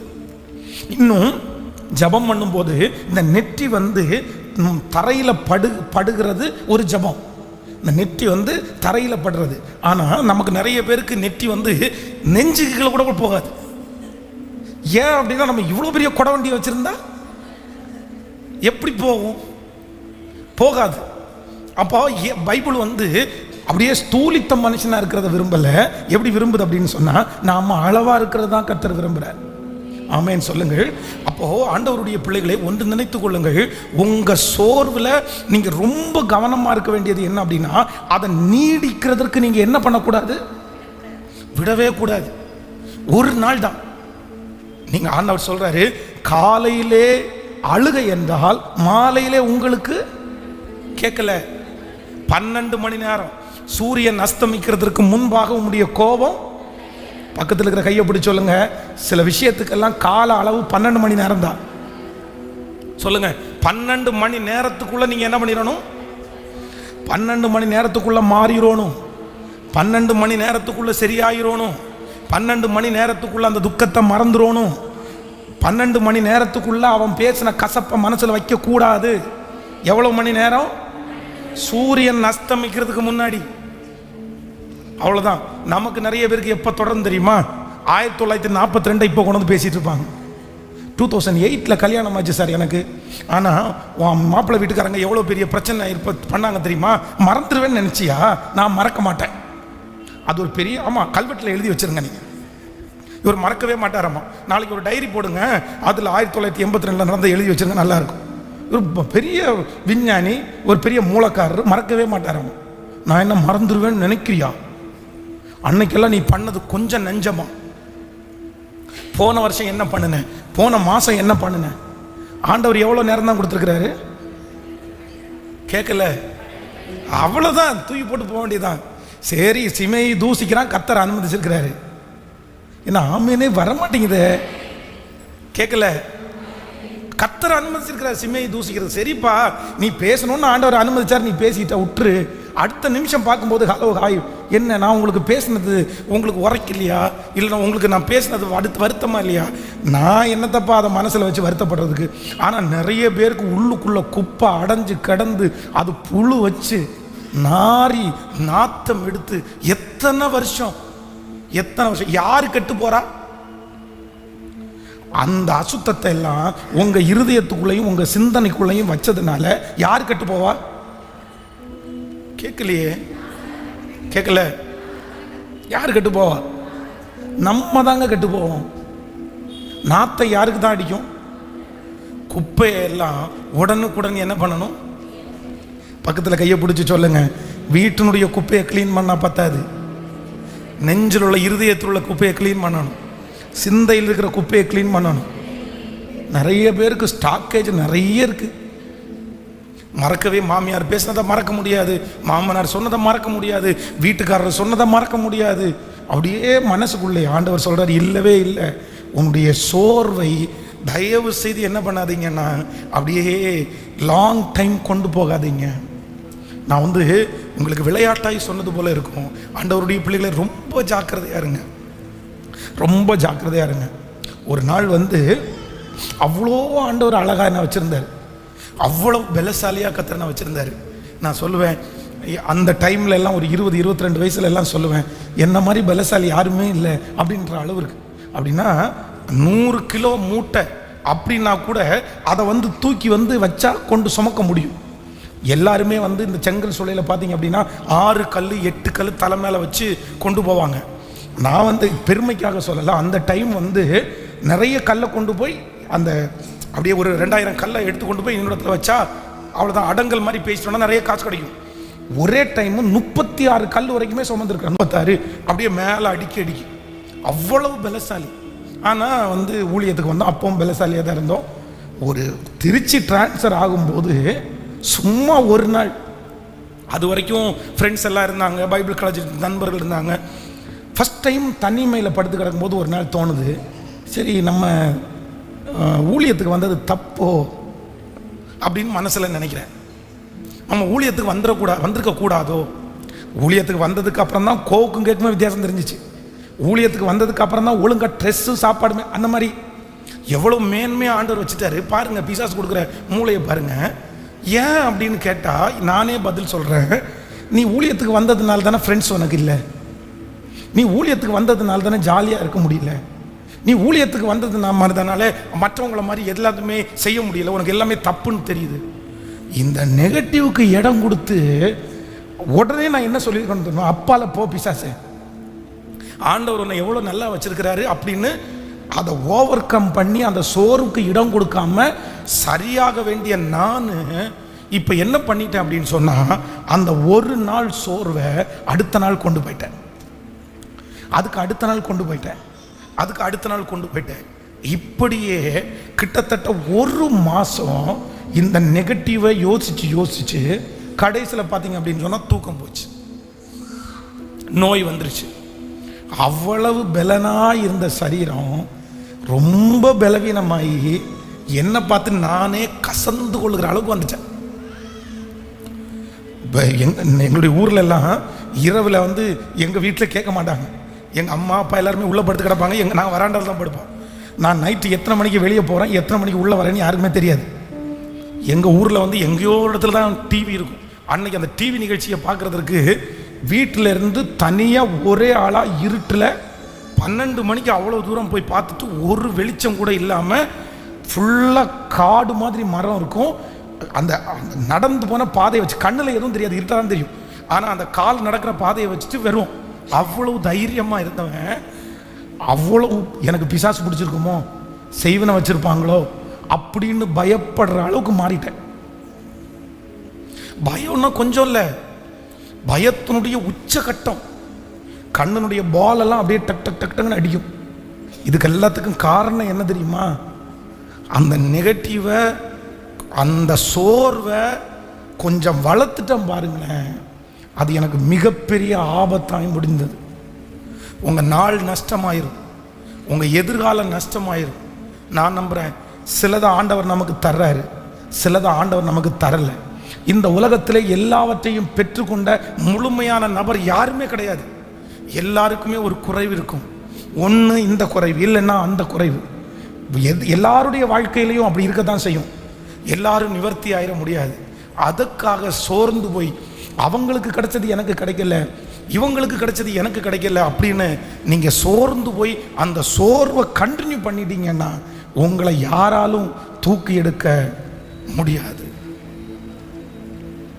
கடைசியில் ஆண்டவரை பார்த்து, ஏன் ஆண்டவரே என்னை கைவிட்டீங்கன்னு கேட்டால், ஆண்டவர் என்னை பார்த்து சொன்னது, உன்னை ஏன் கைவிட்டேன், உன்னை யார் கைவிட்டா, நீயா அதை பண்ணிட்ட, நீயா அதை வளர்த்துட்ட, உனக்கு என்ன குறைவு எழுது, உனக்கு நான் என்ன குறை வச்சேன் சொல்லு.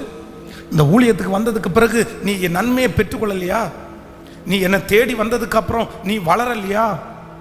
ஆண்டவர் என்னை பார்த்து கேட்ட கேள்வி, உனக்கு என்ன, உன் கூட படித்த எல்லாரை விட உன்னை நல்லா வைக்கலையா, உன் கூட இருக்கிற ஃப்ரெண்ட்ஸை விட நான் உன்னை நல்லா வைக்கலையா, நீ திரும்பி பாரு, நீ வளர்ந்துருக்கிறியா குறைஞ்சிருக்கிறியா. அப்போ தான் ஆண்டவரிடத்தில் சொன்னேன், எனக்கு ஒரு குறைவும் வைக்கல, ஒரு குறைவும் வைக்கல. இது வந்ததுக்கு அப்புறம் எனக்கு அப்போ இந்த சோர்வை வளர்த்தினது யாரு யாரு? அப்போ நம்பர் 1, முதலாவதாக இந்த சோர்ந்து போயிருக்கிற ஒவ்வொரு பிள்ளைகளே, உங்களுடைய மகனுக்காக ஜெபம் பண்ணி நீங்கள் சோர்ந்து போயிருக்கலாம், ஏதோ ஒரு காரியத்தை எதிர்பார்த்து நீங்கள் சோர்ந்து போயிருக்கலாம், யாராவது ஒருத்தர் உங்களை பேசி உங்கள் மனசை உடைச்சு நீங்கள் சோர்ந்து போயிருக்கலாம், உங்கள் வியாதியை பார்த்து நீங்கள் சோர்ந்து போயிருக்கலாம், இல்லைன்னா உங்களுக்கு கிடைக்காத ஒன்றை நினச்சி நீங்கள் சோர்ந்து போயிருக்கலாம். ஆண்டவர் இன்னைக்கு வாக்கு கொடுக்குறாரு, அதை நினச்சி நீ சோர்ந்து போகிறதுக்கு என்ன இருக்குது? உனக்கு தேவையானதை அந்தந்த நேரத்தில் பரலோகம் உங்களுக்காக கண்டிப்பாக தரும். அதில் எந்த மாற்று கருத்தும் இல்லை. கர்த்தர் நிச்சயமாய் உனக்கு குறித்திருக்கிறதை நிறைவேற்றுவார். நீ சோர்ந்து போகாமல் உன்னுடைய வாழ்க்கையை ஓடு. இது கிடைக்கலன்றதுக்காக சோர்ந்து போய் உட்கார்ந்தா உங்களுக்கு என்ன கிடைக்க போகுது? நீங்கள் சோர்ந்து போய் உட்கார்ந்த உடனே கிடைச்சிருமா? நீங்கள் மனசை தளர விட்ட உடனே கிடைச்சிருமா? இல்லை. அதற்காக உங்களுடைய தரிசனத்தை நீங்கள் கெடுக்க முடியுமா? உங்கள் ஓட்டத்தை கெடுக்க முடியுமா? சொல்லுங்கள். கல்யாணமான புதுசில் கல்யாணத்துக்கு முன்னாடி இவ்வளோ வேகமாக இருந்த நீங்கள் மேரேஜுக்கு பிறகு ஏன் நீங்கள் இவ்வளோ ஸ்லோவானீங்க? நீங்கள் ஏன் இவ்வளோ ஸ்லோவானீங்க? ஒரு 2-3 வருஷத்துக்கு முன்னாடி அவ்வளோ வேகமாக இருந்த நீங்கள் ஏன் இவ்வளோ உங்கள் ஓட்டத்தில் நீங்கள் ஏன் ஸ்லோவானீங்க? உங்களுக்கு ஓட முடியாததுனாலையா? கால் வலிக்கிறதுனாலையா? இல்லை, உங்கள் மனசை விட்டுட்டீங்க. யாரோ ஒருத்தருடைய பேச்சை கேட்டு மனசை விட்டுட்டீங்க. ஏதோ ஒரு சூழ்நிலை உங்களுக்கு எதிராக வந்ததுனால மனசை விட்டுட்டீங்க. ஆனால் ஆண்டவர் என்ன உங்களுக்கு வாக்கு கொடுக்குறாருன்னா, இல்லை, சோர்ந்து போகிற உனக்கு நான் பலத்தை கொடுக்குறேன். இளைஞர்கள் இளைப்படைந்து சோர்ந்து போகிறார்கள், கர்த்தருக்கு காத்திருக்கிறவர்கள் புது பலன் அடைந்து கழுகுகளைப் போல தங்கள் செட்டைகளை அடித்து உயரே எழும்புவார்கள். அவர்களுடைய ஓட்டத்தை தடுக்கிறதற்கு ஒருவராலும் முடியாது. ஓடிக்கொண்டே ஓடிக்கொண்டே. ஹல்லேலூயா. நான் என்னுடைய சோர்வை என்ன பண்ண விட மாட்டேன்னா, என்னை கண்டினியூ பண்ண விட மாட்டேன். எது வந்தாலும் என்ன பண்ணக்கூடாது? பக்கத்தில் கையை பிடிச்சி சொல்லுங்க, நான் நினைக்கிறது மாதிரி நடக்காட்டாலும். சொல்லுங்க, எல்லாரும் சொல்லுங்க, நான் நினைக்கிறது மாதிரி நடக்காட்டாலும், நான் எதிர்பார்த்தது எனக்கு கிடைக்காட்டாலும், எனக்கு ஒரு தீமையே நடந்தாலும் என் ஆண்டவர் சோர்ந்து போக வருதில்லை. அதனால நானும் சோர்ந்து போக மாட்டேன். சோர்வு என்கிற ஒன்றுக்கு நான் இடம் கொடுக்க மாட்டேன். அதை நீடிப்பதற்கு கண்டிப்பாக நான் என்ன பண்ண மாட்டேன்னா, இடம் கொடுக்க மாட்டேன். நம்புறீங்களா இல்லையா? எத்தனை பேர் ஆமோதிக்கிறீர்கள்? ஹல்லேலூயா. ஒரு நெகட்டிவ் நம்ம கையில் கிடைக்கும்போது அதை வச்சு சோர்ந்து போகிறதும் நம்ம கையில் தான் இருக்குது. ஆனால் அதை ஒரு பெரிய பொருட்டாக எடுக்காமல் அதில் வெற்றி அடைகிறதும் நம்ம கையில் தான் இருக்குது. நீங்கள் என்ன பண்ண போகிறீங்க? நீங்கள் இருக்கிற துன்பத்தை வச்சு சோர்ந்து போக போகிறீங்களா? இருக்கிற நெகட்டிவை வச்சு சோர்ந்து போக போகிறீங்களா? உங்களுக்கு கொடுக்கப்பட்டிருக்கிற அந்த சோதனையை வச்சு சோர்ந்து போக போகிறீங்களா? இல்லை, இதன் மத்தியிலையும் உற்சாகமாய் எழும்பி பெரிய காரியத்தை செய்து சாதனையாளர்களாய் மாற போகிறீங்களா? ஆண்டவரத்தில் கேளுங்க, எனக்கு சோர்வின் ஆவி எனக்கு வேண்டாம் ஆண்டவரே, என்னை உற்சாகப்படுத்தும். நான் எப்போ எப்படி இருக்கணும்? சத்தமாக சொல்லுங்க. கேட்கல எல்லாரும் முழு வெள்ளத்தோடும்.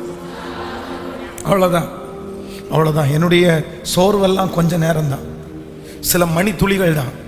அதுக்கப்புறம் நான் என்ன ஆயிடுவேன் அப்படின்னு சொன்னால், சத்து என்னை ஒரு இடத்துல சோர்வடித்து என்னை உட்கார வைக்கிறதுக்கு முடியாது. ஆமேன் சொல்லுங்க பார்க்கலாம். பாடலாமா அந்த பாட்டை? இன்னொரு பாடல். உள்ளாந்த மனிதன் நாளுக்கு நாள் புதிதாக்கப்படுகிற நேரம் இது. நான் சோர்ந்து போவதில்லை. ஹல்லேலூயா. கரங்களை தட்டி ஆமென். எல்லாருடைய கரங்களையும் தட்டி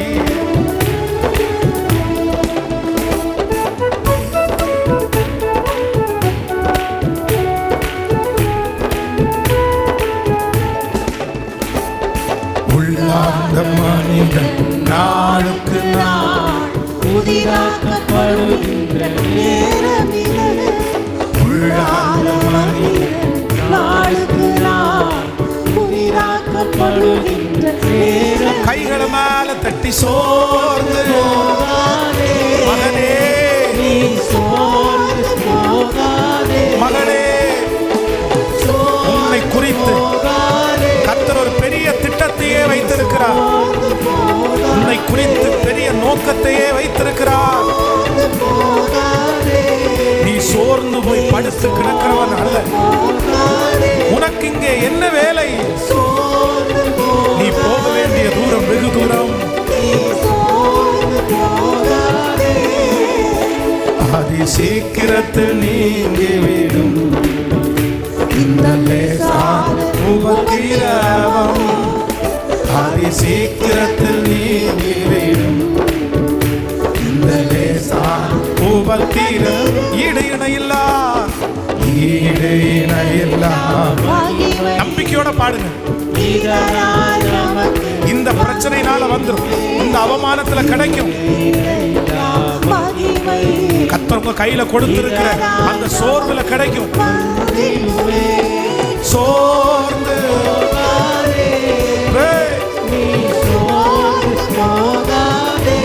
அப்பா பலன் கொடுக்கிற கண்மலை.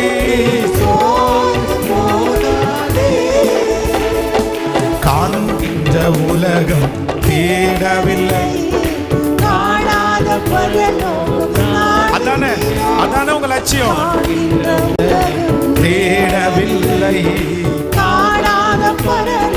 நாடுகிறோம். சோர்ந்து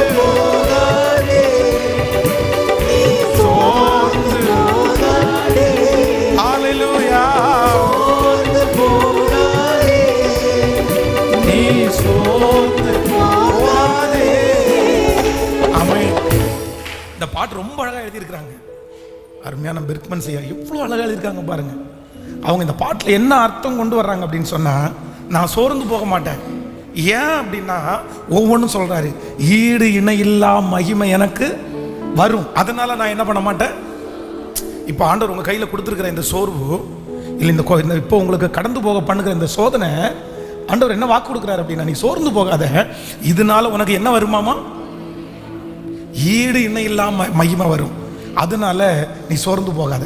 எனக்கு ரொம்ப பிடிச்ச சரணம், நான் சோர்ந்து போக மாட்டேன். ஏன் அப்படின்னா, காண்கின்ற உலகம் காணாத நான் ஏன் சோர்ந்து போகணும்? இந்த உலகம் எனக்குரியது, இந்த உலகம் எனக்கு சொந்தம் இல்லை. நான் தேடுறது எதை? நான் பரலோகத்தினுடைய பிள்ளை. இந்த உலகம் எனக்கு டெம்பரவரி தான். அதனால இந்த சின்ன சின்ன விஷயத்துக்கெல்லாம் ஏன்? சிலருக்கு வீடு இல்லைன்னு ஒரு சோர்வு வரும் பாருங்களேன். அவங்கெல்லாம் வீடு கட்டிட்டாங்க, நான் வீடு கட்டலை. அவங்கெல்லாம் கார் வாங்கிட்டாங்க, நான் கார் வாங்கலை. அவங்கெல்லாம் வாகனம் வாங்கிட்டாங்க, நான் வாங்கலை. அவங்கெல்லாம் பெருசாக சம்பாதிக்கிறாங்க, நான் பெருசாக சம்பாதிக்கலை.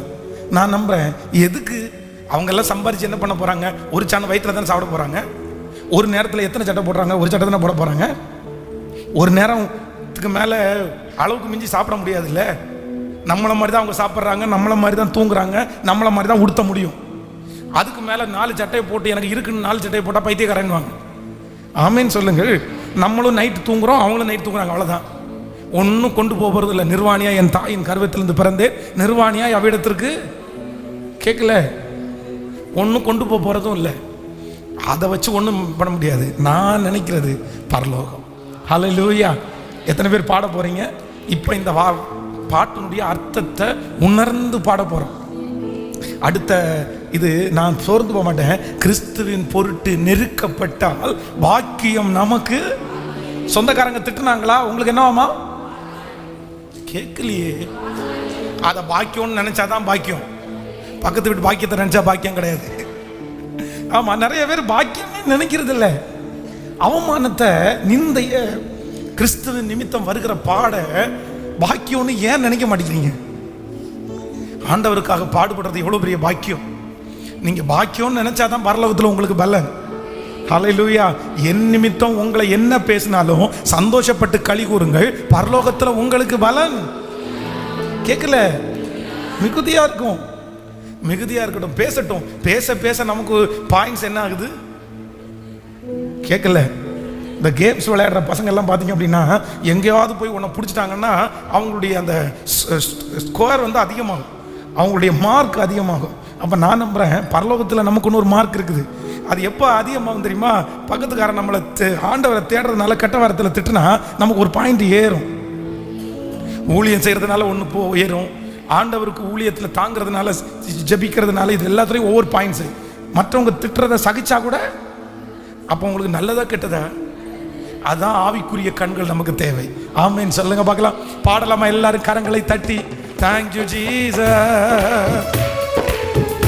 நன்றி அப்பா, நன்றி. ஈடு இணையெல்லாம் சத்தமாய் பாடும். இதனால் நமக்கு வந்திடுமே ஈடு இணையெல்லாம் மகிமை. இதனால் நமக்கு வந்திடுமே.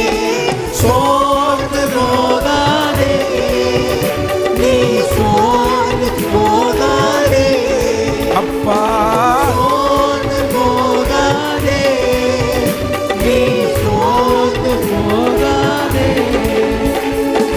சீக்கிரத்தில் நீங்கிவிடும் இந்த லேசான உபத்திரவம் அது சீக்கிரத்தில் நீங்கிவிடும். இந்த லேசான காண்கின்ற உலகம் காண்கின்ற உலகம் தேடவில்லை, காணாத பரலோகம் நாடுகிறோம். காண்கின்ற உலகம் தேடவில்லை, காணாத பரலோகம் நாடுகிறோம். சோர்ந்து போகாதே அப்பா சோர்ந்து போகாதே பாட பாட அந்த கிருபை உங்களுக்கு வரட்டும். சோர்ந்து போகாதே நன்றி அப்பா. போகாதே ஆதி சீக்கிரத்தில் நீங்கிவிடும் இந்த லேசான உபத்திரவம் ஆதி சீக்கிரத்தில் நீங்கிவிடும் இந்த லேசான. கடைசியாக கிறிஸ்துவின் பொருட்டே, கிறிஸ்துவின் பொருட்டே எடுக்கப்பட்டார் பாக்கியம் நமக்கு. பாக்கியமே கிறிஸ்துவின் பொருட்டே எடுக்கப்பட்டார் பாக்கியம் நமக்கு. பாக்கியமே. சோர்ந்து போகாதே நீ சோர்ந்து போகாதே ஹல்லேலூயா. போகாதே நன்றி ஆண்டவரே. சோர்ந்து போகாதே ஆதி சீக்கிரத்தில் நீங்கிவிடும் இந்த லேசான உபத்திரவம் அது சீக்கிரத்தில் நீங்கிவிடும். இந்த லேசான உபத்திரவம். ஆமென். ஹல்லேலூயா. ஃபர்ஸ்ட் நம்பர் 1, முதலாவதாக ஆண்டவரே எனக்கு ஒரு கிருபையை தாரும். என்னுடைய சோர்வை நான் என்ன பண்ணணும்னா உடனே அந்த நேரத்திலேயே அந்த சோர்வை விட்டு எழும்பி அதை நீடிக்காதபடி என்னை காத்தருளும் ஆண்டவரே. ஸோ இன்றைக்கு ஆண்டவர் நமக்கு கொடுக்குற முதல் வார்த்தை அப்படிதான். சோர்ந்து போகிறவனுக்கு அவன் பலன் கொடுக்குறார். அவர் பிடிக்கல, அவருக்கு நீங்கள் சோர்ந்து போய் இருக்கிறது பிடிக்காது. ஒரு டைம் சோர்ந்து போய் நீங்கள் சொல்கிறத ஆண்டவர் ஏற்றுக்குவார். சரி என்னமோ என் பிள்ளை சோர்ந்து போயிருக்குது. ஆனால் 2வது டைம் நீங்கள் சொல்கிறத ஆண்டவர் நிறைய ஏற்றுக்க முடியாது. மோசே ஃபஸ்ட்டு சோர்ந்து போய் பேசுகிறது உண்மைதான். 40 வருஷம் அவன் அப்படி நினைக்காத ஒரு பாதையில் போன உடனே போதும் ஆண்டவரே என்ன இந்த ஊழியத்துக்கு நான் தகுதி உள்ளவன் அல்ல, வேற யாரையாவது அனுப்பும் அப்படின்னு சொல்லி சோர்வனுடைய உச்சகட்டம். அவ்வளோதான். சோர்வு வந்த உடனே எல்லாமே அவனை விட்டு போயிருச்சு. சோர்வு வந்த உடனே லட்சியம் அவனை விட்டு போயிடுச்சு, தரிசனம் அவனை விட்டு போயிருச்சு, அந்த ஊழிய தாகம் அவனை விட்டு போயிருச்சு. ஆண்டவர் ஆனால் சொல்கிறாரு இல்லை ஒன்றுதான். ஆனால் கடைசியில் ஆண்டவருக்கு என்ன வருது அப்படின்னு சொன்னால் திரும்ப திரும்ப ஆண்டவர் அவனை உற்சாகப்படுத்த நினைக்கிறாரு. ஆனால் அவன் உற்சாகமே ஆக மாட்டேங்கிறான், நெகட்டிவே பேசிகிட்டு இருக்கிறான். ஆண்டவருக்கு உடனே கோபம் வருது. நீங்கள் ஒன்று நினச்சிக்கோங்க, ஆண்டவர் நீங்கள் சோர்ந்து போகும்போது உங்களை தட்டி கொடுக்கறதுக்கு நிறைய வார்த்தையின் மூலமாய் ஆண்டவர் உங்களோட பேசுவார். நான் உன் கூட இருக்கிறேன்னு சொல்லுவார். இவ்வளோ தூரம் உன்னை நடத்தி வந்த பாதையை பாரு அப்படின்னு உங்களை என்கரேஜ் பண்ணுவார். ஆனால் மீண்டும் மீண்டும் நீங்கள் அதையே சொல்லி ஆண்டவரை வருத்தப்படுத்தினீங்கன்னா ஆண்டவர் கோவப்படுவார். நமக்கு வருமா வராதா சொல்லுங்களேன். யாராவது ஒருத்தர் வீட்டில் உங்கள் பிள்ளையே இருக்குது பாருங்க, ஏதாவது ஒரு காரணம் காமிச்சு ஸ்கூலுக்கு உங்கள் பிள்ளை போகாமல் இருக்குது. ஏன்டா போகலை அப்படின்னு கேட்டால் மேக்ஸ் வாத்தியார் என்ன அடிக்கிறாரு அப்படின்னு சொல்கிறாங்கன்னு வைங்களேன். உடனே நீங்கள் சொல்கிறீங்க நான் மேக்ஸ் வாத்தியார்கிட்ட வேணா பேசுகிறேன், சரி நாளைக்கு போய் சார் அவனை கொஞ்சம் இது பண்ணாதீங்க, அவன் ரொம்ப கஷ்டப்படுறான், ஸ்கூலுக்கு வரவே வேணான்றான், அதனால் கொஞ்சம் லெகுவாக நடத்துங்க அப்படின்னு சொல்கிறோன்னு வைங்களேன். அடுத்த நாள் காலையில் இல்லை சயின்ஸ் வாத்தியார் எனக்கு பிரச்சனை அப்படின்னு சொன்னால் சரிப்பா நான் பேசுகிறேன். ஒரு 2-3 நாள் நம்ம ஓகே சரி பிள்ளை திட்ட அப்படின்னு நம்ம யோசிப்போம். ஆனால் ஓயாமல் அதே காரணம் சொன்னால் நமக்கு நிறைய யாருமே படிக்கலையா, யாருமே திட்டுவாங்க இல்லையா, யாருமே அடி வாங்க இல்லையா, எல்லாருமே அடி வாங்காம தான் வந்தாங்களா, எல்லாருமே திட்டு வாங்காம தான் பாஸ் பண்ணாங்களா? படிக்கணும்னா திட்டுன்றது ஒன்று கேட்கல, வாங்கி தான் ஆகணும். நீ என்ன புதுசாக சொல்கிற? அப்படி நமக்கு கோபம் வருமா வராதா? இதே தான் ஆண்டவரும் நமக்கு கற்பிக்கிறார். ஒரு டைம் நீங்கள் சொன்னதுக்கு சரி மகனே உன்னை லெகுவாக நடத்துகிறேன், சரி பரவாயில்ல நீ போ அப்படின்னு தட்டி கொடுப்பாரு. ஓயாம வந்து ஏதாவது ஒன்றை பேசிட்டு இருந்தா ஆண்டவர் உங்கள் மேலே வருத்தப்படுவாரா வருத்தப்பட மாட்டாரா? சொல்லுங்க. இங்கே இருக்கிற யாரோ ஒருத்தர் மேலே கர்த்தர் வருத்தப்படுறாரு. இந்த சத்தத்தை கேட்குற யாரோ ஒருத்தர் மேலே ஆண்டவர் ரொம்ப வருத்தப்படுத்துறாரு. எத்தனை நாள், எத்தனை நேரம்? அதனால் என்னுடைய சோர்வை நான் நீடிப்பதற்கு நான் விட மாட்டேன். உடனே நான் எழும்புவேன், உடனே நான் மாறிக்குவேன். அடுத்த நிமிஷம் என்னுடைய டார்கெட்டுக்கு நேரம் நான் காலை எடுத்து வைப்பேன். என் இயேசு எனக்காக யாவையும் செய்து முடிக்கிறவர். அந்த வசனத்தை இன்னொரு வயசு கூட வாசிக்கலாம். இரண்டாவது அந்த காரியத்தை வாசிக்கலாம். தானியேலின் தீர்க்க தரிசன புஸ்தகம் 8ஆம் அதிகாரத்தினுடைய 27வது வசனத்தை மறுபடியும் வாசிக்கலாமா? தானியேலாகிய நான் சோர்வடைந்து பின்பு நான் எழுந்திருந்து ராஜாவின் வேலையை செய்து அந்த தரிசனத்தினால் திகைத்து கொண்டிருந்தேன், ஒருவரும் அதை அறியவில்லை. பக்கத்தில் கையை பிடிச்சி சொல்லுங்க, ஒருவரும் அதை அறியவில்லை. ஃபஸ்ட்டு என்ன கையை பிடிச்சி சொல்ல சொன்னேன்? இந்த வசனத்தில் என்ன கை கொடுத்து சொல்லுங்கன்னு சொன்னேன்? சில நாள். மறக்கக்கூடாது, உங்களுக்கு இந்த செய்தி மறக்கக்கூடாது. முதல்ல என்ன சொன்னேன்? இந்த வசனத்திலே 2 பாயிண்ட் இருக்கு. ஒன்று சில நாள், இன்னொன்று இப்போ என்ன சொல்றாரு அப்படின்னு சொன்னா, நான் திகைத்து கொண்டிருந்தேன், ஒருவனும் அதை எதை அறியல? சோர்ந்து போய் இருக்கிறது. இவன் இப்படி சோர்வுக்குள்ள இருக்கிறான்னு யாருக்குமே தெரியலையாமா. ஆனா நமக்கு முதல் வேலையா குளிக்க மாட்டோம், தலை சீவ மாட்டோம். நம்ம சோகமா இருக்கிறோன்னு நீங்க யாரும் கூப்பிட்டு சொல்ல வேண்டியதில்லை. சர்ச்சில் வந்து உட்காரும் போதே சொன்ன, ஏன் சிஸ்டர் ரொம்ப ஒரு மாதிரி இருக்கிறீங்க? நீங்க அழுகிற அழுகையிலே கண்டுபிடிச்சிடலாம், நீங்க மூஞ்சியை வச்சிருக்கிறதுலே கண்டுபிடிச்சிடலாம், நீங்க எதுவும் பண்ணாம இருக்கிறதுலே கண்டுபிடிச்சிடலாம், வேலைக்கு லேட்டாக வர்றதுலே வச்சு கண்டுபிடிச்சிடலாம், ஃபர்ஸ்ட் மாதிரி வேலை செய்யாததை வச்சே கண்டுபிடிச்சிடலாம் நீங்க எப்படி இருக்கிறீங்க. அப்போ ஒன்று நினைத்து கொள்ளுங்கள், தானியேலுக்குள்ள துக்கம் இருக்குது, தானியேலுக்குள்ள சோர்வு இருக்குது. ஆனால் அந்த சோர்வு அவனுக்கு மட்டும்தான் தெரியுமே தவிர இன்னொருத்தர் கண்டுபிடிக்காத அளவிற்கு அவன் சோர்வா இருந்தான். நீங்க சோர்வு நம்பர் 2. நம்பர் 1, நீங்க உங்களுடைய சோர்வு வந்து சில நாள், சில மணி நேரம், அது கண்டினியூ ஆகக்கூடாது அப்படின்னு ஆண்டவர் சொல்றாரு.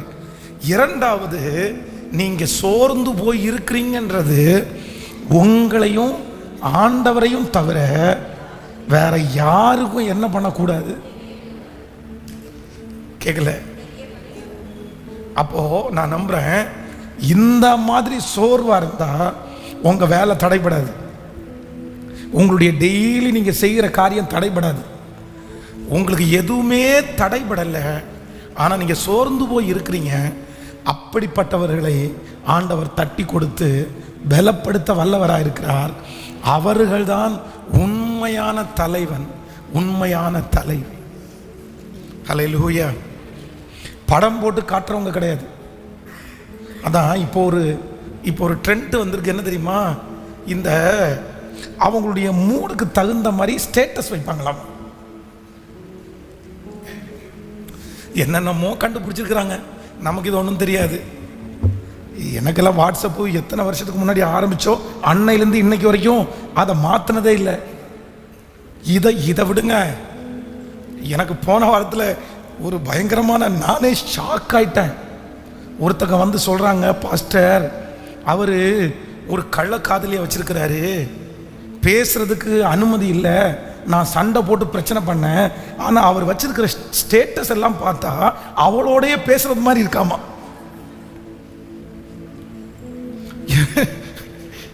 எனக்கு தூக்கி வாரி போட்டுருச்சு. அவர் வந்து ஃபோனில் பேசுறதில்ல, அவர் எஸ்எம்எஸ் எல்லாம் அனுப்புறதில்லை, ஏன்னா நான் பார்த்துருவேன். ஆனால் அவர் வைக்கிற ஸ்டேட்டஸ் மேலே எனக்கு சந்தேகமாக இருக்குது. அவர் கரெக்டாக லிங்க் ஆகிறது மாதிரியே இருக்குது. அவர் வச்சிருக்கிறது ஒரு நாளில் 4 டைம் அதை மாற்றிடுறாரு. காலையில் ஒன்று வச்சிடுறாரு, மதியானம் ஒன்று வச்சிடுறாரு. அதை நான் வாட்ச் பண்ணுறேன், அது என்னமோ அவங்களுக்குள்ள சிங்க் ஆகிற மாதிரி இருக்குன்றாங்க. ஆட பாவி, அதான் பாவம் செய்கிறதுக்கு சத்துரு எவ்வளோ வேணாலும் ஐடியா கொடுப்பான் போல தெரியுது. எப்படி இருக்கு பாருங்க உலகம். அப்போது நிறைய பேர் தங்களுடைய நான் சோகமாக இருக்கேன், நான் இன்னைக்கு ஷேடாக இருக்கேன், நான் அதை விஷயத்தை மற்றவங்களுக்கு தெரியப்படுத்துறது மாதிரி நிறைய பேர் வைக்க ஆரம்பிச்சிட்டாங்க. நம்ம ஆட்கள் நிறைய பேர் இருக்கிறாங்க, இந்த கிறிஸ்தவ ஆட்கள் என்ன தெரியுமா, அதுக்கு தகுந்த மாதிரி பாட்டு வைப்பாங்க பாருங்களேன். நிறைய பேர் அந்த பாட்டை அப்படி அதுக்கு தகுந்த மாதிரி பாட்டு வைக்கிறது, அந்த சூழ்நிலைக்கு தகுந்த மாதிரி. உடனே யாராவது ஒருத்தர், ஏன் உனக்கு ஏதாவது பிரச்சனையா, ஆக மொத்தத்தில் யாராவது ஒருத்தர் உங்களுக்கு பிரச்சனையான்னு கேட்கணும். அது அவங்களுக்கு நிறைய பேருக்கு பிடிக்கணும். ஆனால் தானியேல் என்ன சொல்கிறார் அப்படின்னு சொன்னால், நான் சோகமாக இருந்ததையோ, நான் இவ்வளோ வருத்தமாக இருக்கிறன்றதையோ கர்த்தரை தவிர வேற ஒருத்தருக்கும் என்ன பண்ணாது அப்படின்னா, ஹல்லேலூயா, அவர் உங்களை விசாரிக்கிறவர் ஆனபடினால் உங்கள் கவலைகளை எல்லாம் அவர் மேல் வைத்து விடுங்கள். ஆமேன் சொல்லுங்கள். நம்ம நம்முடைய சோகத்தை நம்ம ஸ்டேட்டஸில் காமிக்கிறதுனாலையோ, நம்முடைய வார்த்தையினால, நம்முடைய மூஞ்சில் காமிக்கிறதுனாலையோ நம்மளை பார்த்து யாரும் பரிதாபப்பட போகிறதில்ல. அதுக்கும் ஒரு குறைய சொல்லிட்டு தான் இருக்க போகிறாங்க. அதனால எப்பொழுதும் ஹாப்பி மூட்லேயே இருக்கணும்னு அவசியம். சிலர் ஒன்று அந்த எக்ஸ்ட்ரீமு, இல்லைன்னா இந்த எக்ஸ்ட்ரீம், எப்பவும் சிரிச்சது மாதிரி மோஜ் வைக்கிறது மாதிரி, அப்படியே நான் ஹாப்பி. அதான் சிலர் இருக்காங்கல்ல, சாப்பிட்டீங்களான்ற ஒரு வாரத்தை கேட்டோன்னா, ஆமாம் பிரியாணி சிக்கன் லெக் பீஸு கேட்டாங்களா, இது ஏதாவது அவங்க ரொம்ப சந்தோஷமாக இருக்கிறாங்களாமா. நல்லா இருக்கிறீங்களா அப்படின்னு கேட்டால், ஆமாம் நான் நல்லா இருக்கிறேனே, ரொம்ப நல்லா இருக்கிறேனே, கர்த்தர் என்ன ரொம்ப சந்தோஷமாக வச்சிருக்கிறாரே, எனக்கு என்ன குறை, நல்லா இருக்கிறேன்னு தானப்பா கேட்டேன். இவங்க நல்லா இருக்கிறது நமக்கு தெரியணுமாமா. ஓவரா அந்த எஸ்டி ஆண்டவருடைய பிள்ளைகளே, நான் என்ன நம்புறேன் அப்படின்னு சொன்னா, ஓவரா அந்த எஸ்டியும் போக வேண்டாம், சோகமான இப்படியே படுத்து கிடக்கிறது மாதிரியும் போக வேண்டாம். நம்ம எப்படி இருந்தா போதும் அப்படின்னா, நார்மலான பர்சனா இருந்தா போதுமானது. ஹல்லேலூயா. சோர்வாக இருக்கிற ஒவ்வொருத்தருக்கும் ஆண்டவர் என்ன சொல்லி கொடுக்குறாரு அப்படின்னு சொன்னா, உன்னுடைய சோர்வு இன்னொருத்தருக்கு என்ன பண்ணக்கூடாது அப்படின்னா. இப்போ தீர்க்கதரிசியை பார்த்து சோர்ந்து போய் படுத்து கிடக்கும்போது நியூஸ் அந்த அம்மாவுக்கு போயிருக்குமா, போயிருக்காதா? அந்த அம்மா என்ன சொல்லி அனுப்புகிறாங்கன்னா, நாளைக்கு காலைல உன் தலையை எடுத்துருவேன்னு சொல்கிறாங்க. இவர் அந்த வார்த்தையை கேட்டு சோர்ந்து போய் படுத்து கிடக்கிறாரு. அந்த அம்மா கேட்ட உடனே சந்தோஷப்பட்டிருக்குமா?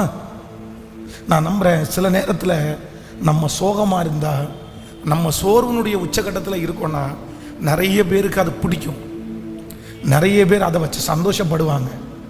அதனால அவங்களுக்கு முன்னாடி என்னுடைய சோர்வு தெரிகிற அளவுக்கு நான் நடக்க வேண்டிய அவசியம் இல்லை. ஹல்லேலூயா. என்னை விசாரிக்கிறவர் என்னை நன்றாய் வைத்திருக்கிறார், என்னை அவர் தேற்றுகிறார், என்னை அவர் ஆற்றுகிறார், என்னை அவரே நடத்துகிறார். சோகத்தை வெளியே காமிக்காம இருக்கிறது கூட ஒரு குவாலிட்டி தான். யோசேப்புக்குள்ள சோகம் இருந்திருக்குமா, இருந்திருக்காதா சொல்லுங்க? அப்பா கூட ரொம்ப செல்லமாய் வாழ்ந்து பலவர்ணா இங்கி போட்டு அவங்க அப்பா அழகு பார்த்து, இப்போ போத்திபாருடைய வீட்டில் அந்த அடிமை வேலை பார்க்கும்போது எவ்வளோ கஷ்டமாக இருந்திருக்கும், எவ்வளோ கஷ்டமாக இருந்திருக்கும். ஆனால் நான் நம்புகிறேன், அந்த இடத்துல கொடுக்கப்பட்டிருக்கிற வேலையில் உண்மையாக இருந்து தனக்கு இப்படிப்பட்ட ஒரு பேக்ரவுண்டு இருக்குது அப்படின்றத அங்கே இருக்கிற யாருக்குமே தெரியாமல் நடந்துக்கிட்டவர் தான் யார் அப்படின்னா யோசேப்பு. ஒரே ஒரு மனுஷனிடத்தில் சொல்கிறாரு, நான் இந்த இடத்துல வந்தது களவாய் கொண்டு வரப்பட்டேன், இந்த இடத்துல வர்றதுக்கு நான் ஒரு தீமையும் செய்யலைன்னு ஒரு மனுஷனிடத்தில் சொல்கிறாரே தவிர, அவர் அந்த இடத்துல சோகமாக இருந்திருந்தா போத்திபாருடைய கண்களில் தயவு கிடைச்சிருக்குமா? சொல்லுங்க. உங்களை பார்த்து ஒன்று கேட்குறேன், நீங்கள் வேலை செய்கிற இடத்துல சந்தோஷமாக ஹாப்பியாக அந்த வேலையை செய்கிறது எஜமானனுக்கு பிடிக்குமா? சோர்வோடு அந்த வேலை செய்கிறது பிடிக்குமா? எது பிடிக்கும்? அதுதானே பிடிக்கும். அப்போ நம்ம ஏன் அவங்களுக்கு முன்னாடி சோர்வாக இருக்கணும்? உங்களுடைய வீட்டுக்காரருக்கு நீங்கள் சோகமாக அப்படியே இருக்கிறது பிடிக்குமா? இல்லை அப்படின்னா சந்தோஷமாக ஒரு சிரித்த முகத்தோட, ஓவராக இல்லை, ஓவராக இருந்தால் அது சந்தேகத்தை கொண்டு வந்துடும். அதுலேயும் ரொம்ப கவனமாக இருக்கணும். நீங்கள் சிலர் ரொம்ப சந்தோஷமாக இருக்கிற மாதிரி இருந்துச்சுன்னா ரொம்ப ஓவராக சந்தோஷமாக இருக்க என்ன அப்படின்ற மாதிரி வந்துடக்கூடாது. அப்போது இந்த உலகத்தில் இருக்கிற நம்மை சுற்றி இருக்கிற எல்லாருமே நம்மிடத்துல என்ன எதிர்பார்க்குறாங்க அப்படின்னா, நம்ம சோர்ந்து போய் இருக்கிறதே அல்ல, நம்ம உற்சாகமாக இருக்கிறதை எதிர்பார்க்கிறாரு. ஹல்லேலூயா. கைகளை உயர்த்தி ஆண்டவரிடத்துல கேட்க போகிறோம். நான் வருத்தமாக இருக்கிறது, நான் சோர்வாக இருக்கிறது உங்களுக்கு மட்டும் தெரிஞ்சா போதும் ஆண்டவரே. மனுஷனுக்கு தெரிய வேண்டிய அவசியம் இல்லை. சொல்லுங்க, முழு பலத்தோட சொல்லுங்க. எந்த மனுஷனுக்கு தெரிய வேண்டாம், எந்த மனுஷனுக்கும் தெரிய வேண்டாம். எனக்கு இருக்கிற சோர்வு யாருக்கும் தெரியாமலே சரி பண்ணுகிற ஒரு கர்த்தர். எனக்குள்ள நிறைய சோர்வு இருக்கு ஆண்டவரே, எனக்குள்ள நிறைய வருத்தம் இருக்குது. ஆனா யாருக்குமே தெரிகிறதற்கு முன்னாடியே என்னை தைரியப்படுத்துங்க ஆண்டவரே, என்னை திடப்படுத்துங்க ஆண்டவரே, என்னை சரி செய்யுங்க ஆண்டவரே. சொல்லுங்க, கைகளை உயர்த்தி எல்லாரும் கேளுங்க. நன்றி அப்பா, நன்றி அப்பா. என் பலனாகிய கர்த்தாவே, உம்மையே நான் நம்பி இருக்கிறேன். நான் ஒரு நாளும் கைவிடப்படுவது இல்லை. கைகளை உயர்த்தி சத்தமாய் சொல்லுங்க, ஆண்டவரே என்னுடைய சோர்வை நீங்களே சரி பண்ணுங்க.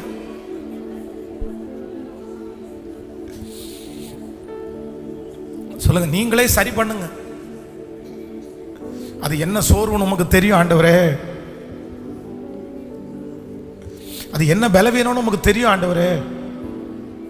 நீங்க என்ன தட்டி கொடுங்க, நீங்க என்ன உற்சாகப்படுத்துங்க, நீங்க என்ன பலப்படுத்துங்க. இன்னொருத்தருக்கு தெரிகிற அளவிற்கு என்னுடைய லைஃப் மாற வேண்டாம் ஆண்டவரே. ஆமென். ஹல்லேலூயா. நான் உங்களை ஆசீர்வதிக்கிறேன். உண்மையாகவே இங்க இருக்கிற நிறைய பேருக்குள்ள உள்ளுக்குள்ள நிறைய சோகங்கள் அடங்கி கிடக்கலாம். வெளியில நீங்க சிரிக்கிறீங்க, வெளியில சந்தோஷமானவங்கள மாதிரியே இருக்கிறீங்க.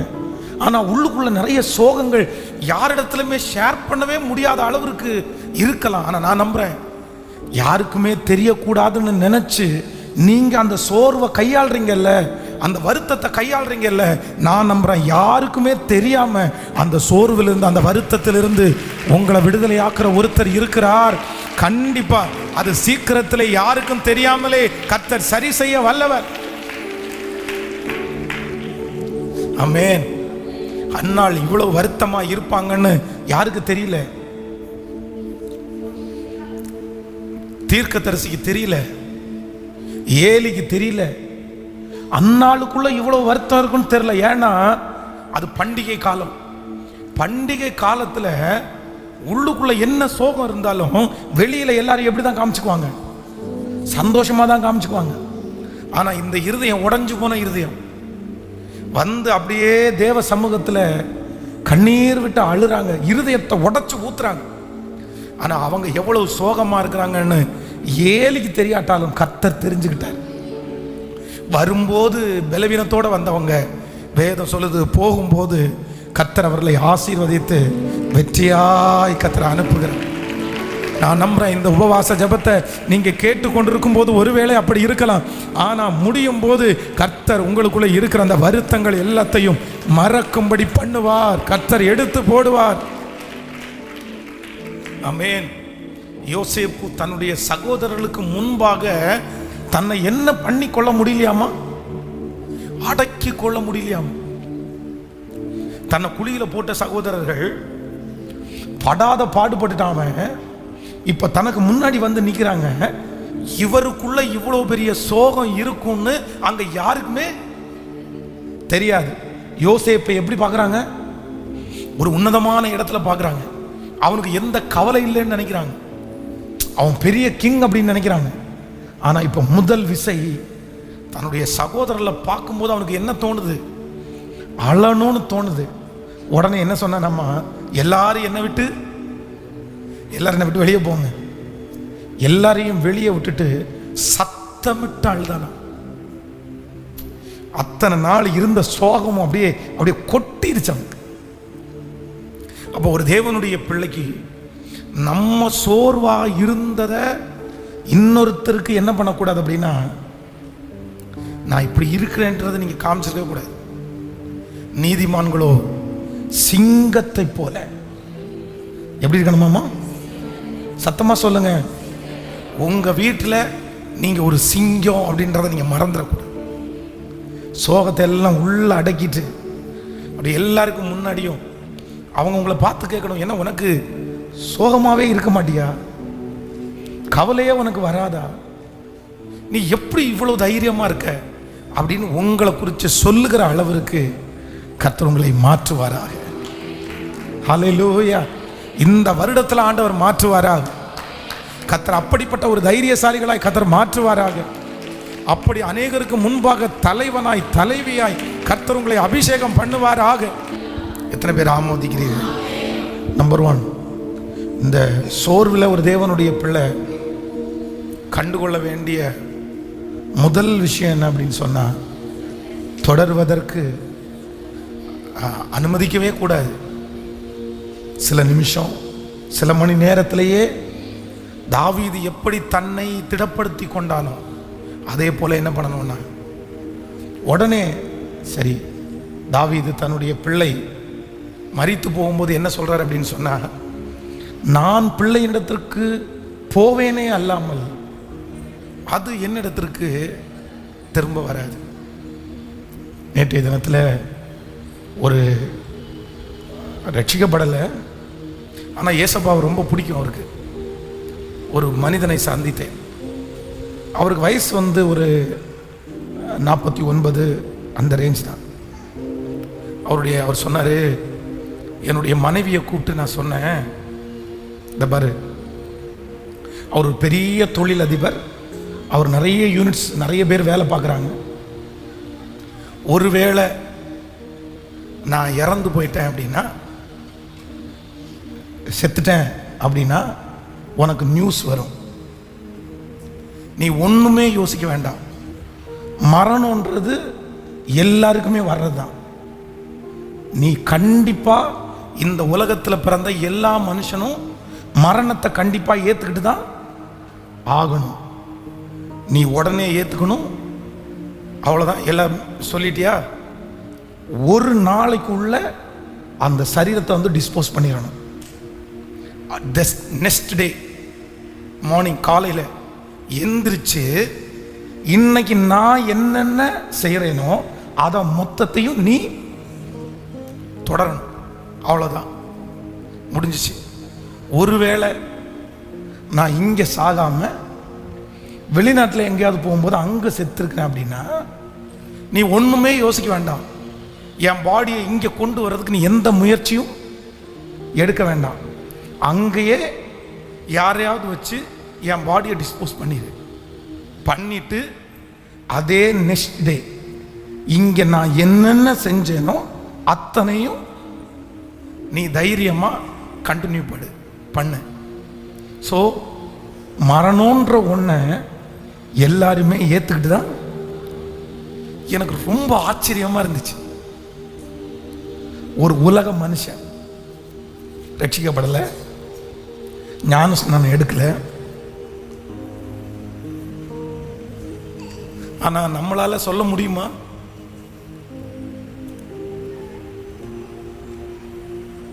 நம்ம நிறைய பேர் செத்துறோம்னாலே பயமா இருக்கு. அதை நம்மளால ஏற்றுக்கவே முடியாது. ஆனால் உண்மையான ஆண்டவருடைய பிள்ளைகள் அப்படிதான் இருக்கணும். கிறிஸ்து எனக்கு ஜீவன், சாவு எனக்கு ஆதாயம். ஹல்லேலூயா. அதனால சோர்வை கண்டினியூ பண்ண வேண்டாம். நம்பர் 2, ரெண்டாவது, நான் சோகமாக இருக்கிறேன்னு கூட யாருக்கும் தெரியாத அளவிற்கு எப்போ மற்றவங்களுக்கு தெரியாது அப்படின்னா, என்னுடைய அன்றாட நான் செய்து கொண்டிருக்கிற காரியத்தை சந்தோஷமாக நான் செஞ்சுட்டு இருந்தாலே யாருக்குமே என்ன பண்ணாதுன்னா தெரியாது. ஆமென். ஆண்டவர் உங்களை பலப்படுத்தட்டும். ஆண்டவர் உங்களுடைய சோர்வுகளை எடுத்து போடட்டும். ஸோ ஆண்டவர் நீங்கள் இதுக்கு முன்னாடி எவ்வளவு வேகமாய் செய்து கொண்டிருந்தீங்களோ, எவ்வளவு வேகமாய் நீங்கள் இது காலடி எடுத்து வச்சிங்களோ, அந்த வேகத்தை கர்த்தர் இன்னைக்கு உங்களுக்கு திரும்ப தரட்டும் அப்படின்ற ஒரு பாரத்தோடு நான் இங்கே நிற்கிறேன். இந்த பலிபீடத்தில் நிற்கும் போது அப்படி தான் நிற்கிறேன். உங்கள் ஒவ்வொருத்தரையும் கர்த்தர் மறுபடியும் ஒரு குதிரையை போல, ஒரு யுத்த குதிரையை போல ஆண்டவர் மறுபடியும் உங்களுக்கு அந்த கிருபை தரட்டும். நீங்கள் படித்த நாட்களில் இருந்த அந்த தரிசனத்தை கர்த்தர் உங்களுக்குள்ள வரட்டும். உங்கள் இளம் வயதில் இருந்த அந்த தைரியத்தை கர்த்தர் உங்களுக்குள்ள தரட்டும். அப்படியே எல்லாத்தையும் களைஞ்சு போட்டு உங்களை அப்படியே ரொம்ப ஃப்ரெஷ் ஆக்கி கர்த்தர் ஒரு கூர்மையான அம்பாய், ஒரு ஆயுதமாய் கர்த்தர் உங்களை மாற்றட்டும். நீங்கள் நிறைய பேருக்கு தைரியம் சொல்லுகிறவர்களாய் கர்த்தர் உங்களை மாற்றட்டும். உங்களுடைய அந்த ஃப்ரெஷ்னஸை பார்த்து நிறைய பேர் ஆச்சரியப்படட்டும். உங்களை சுற்றி இருக்கிற அத்தனை இடங்களையும் சந்தோஷமாய் வைக்கிற ஒரு தைரியத்தையும் தன்னம்பிக்கையும் ஆண்டவர் உங்களுக்கு நிறைவாய் இப்பொழுது தரட்டும். நீங்கள் எப்பொழுதும் சோர்ந்து போகிறவர்களாய் அல்ல, அப்படியே தைரியம் உள்ளவர்களாய் கர்த்தர் உங்களை வச்சிருப்பாராக. எழுப்பி நிற்கலாமா கர்த்தர் சமூகத்தில்? Thank you Jesus, thank you Jesus. எனக்கு அந்த பாட்டு ரொம்ப பிடிச்ச பாட்டு. உள்ளார்ந்த மனிதன் நாளுக்கு நாள் புதிதாக்கப்படுகிற நேரம் இது. இந்த ஆண்டு கர்த்தர் உங்களை பலப்படுத்துகிறது போல எதையாவது ஒன்றை கர்த்தர் செய்வார். நீங்கள் முடங்கி கிடக்கிறதற்கு அழைக்கப்பட்டவர்கள் அல்ல. ஆண்டவர் இந்த சத்தத்தை கேட்கிற நிறைய பேரை பார்த்து கேட்கிறார், உனக்கு இங்க என்ன வேலை? நீ சோர்ந்து போகிறதுக்கு என்ன ரீசன், என்ன காரணம்? நீ சோர்ந்து போகிறதுக்கு என்ன காரணம்? நீங்கள் இப்படி முடங்கி போகிறதற்கு என்ன காரணம்? மகளே, மகனே, ஆண்டவர் இன்னைக்கு உங்களை பார்த்து கேட்கிறார், நீ சோர்ந்து போகிறதற்கு என்ன காரணம்? உனக்கு என்ன குறை வைத்திருக்கிறேன்? ஆபத்து காலத்தில் நீ சோர்ந்து போவாயானால் உன் பலன் குறுகிற்று. இந்த சூழ்நிலை சரியாகத்தான் போகுது, இந்த இயலாம சரியாகத்தான் போகுது. நீ நன்மை செய்தால் உங்களுக்கு மேன்மை இல்லையோ? அதுதான் ஆண்டவருடைய வார்த்தை. நீங்க இதுவரைக்கும் உழைச்சு நான் எதுல உங்களை கைவிட்டிருக்கிறேன்? நீங்கள் இதுவரைக்கும் வேகமா இருந்து எது நான் பதில் கொடுக்காம போயிருக்கிறேன்? இந்த சின்ன பாடு, இந்த சின்ன அவமானம், இந்த சின்ன சூழ்நிலை உங்களை முடங்கி படுத்து கிடைக்கவா கர்த்தர் உங்களை அழைச்சிருக்கிறாரு.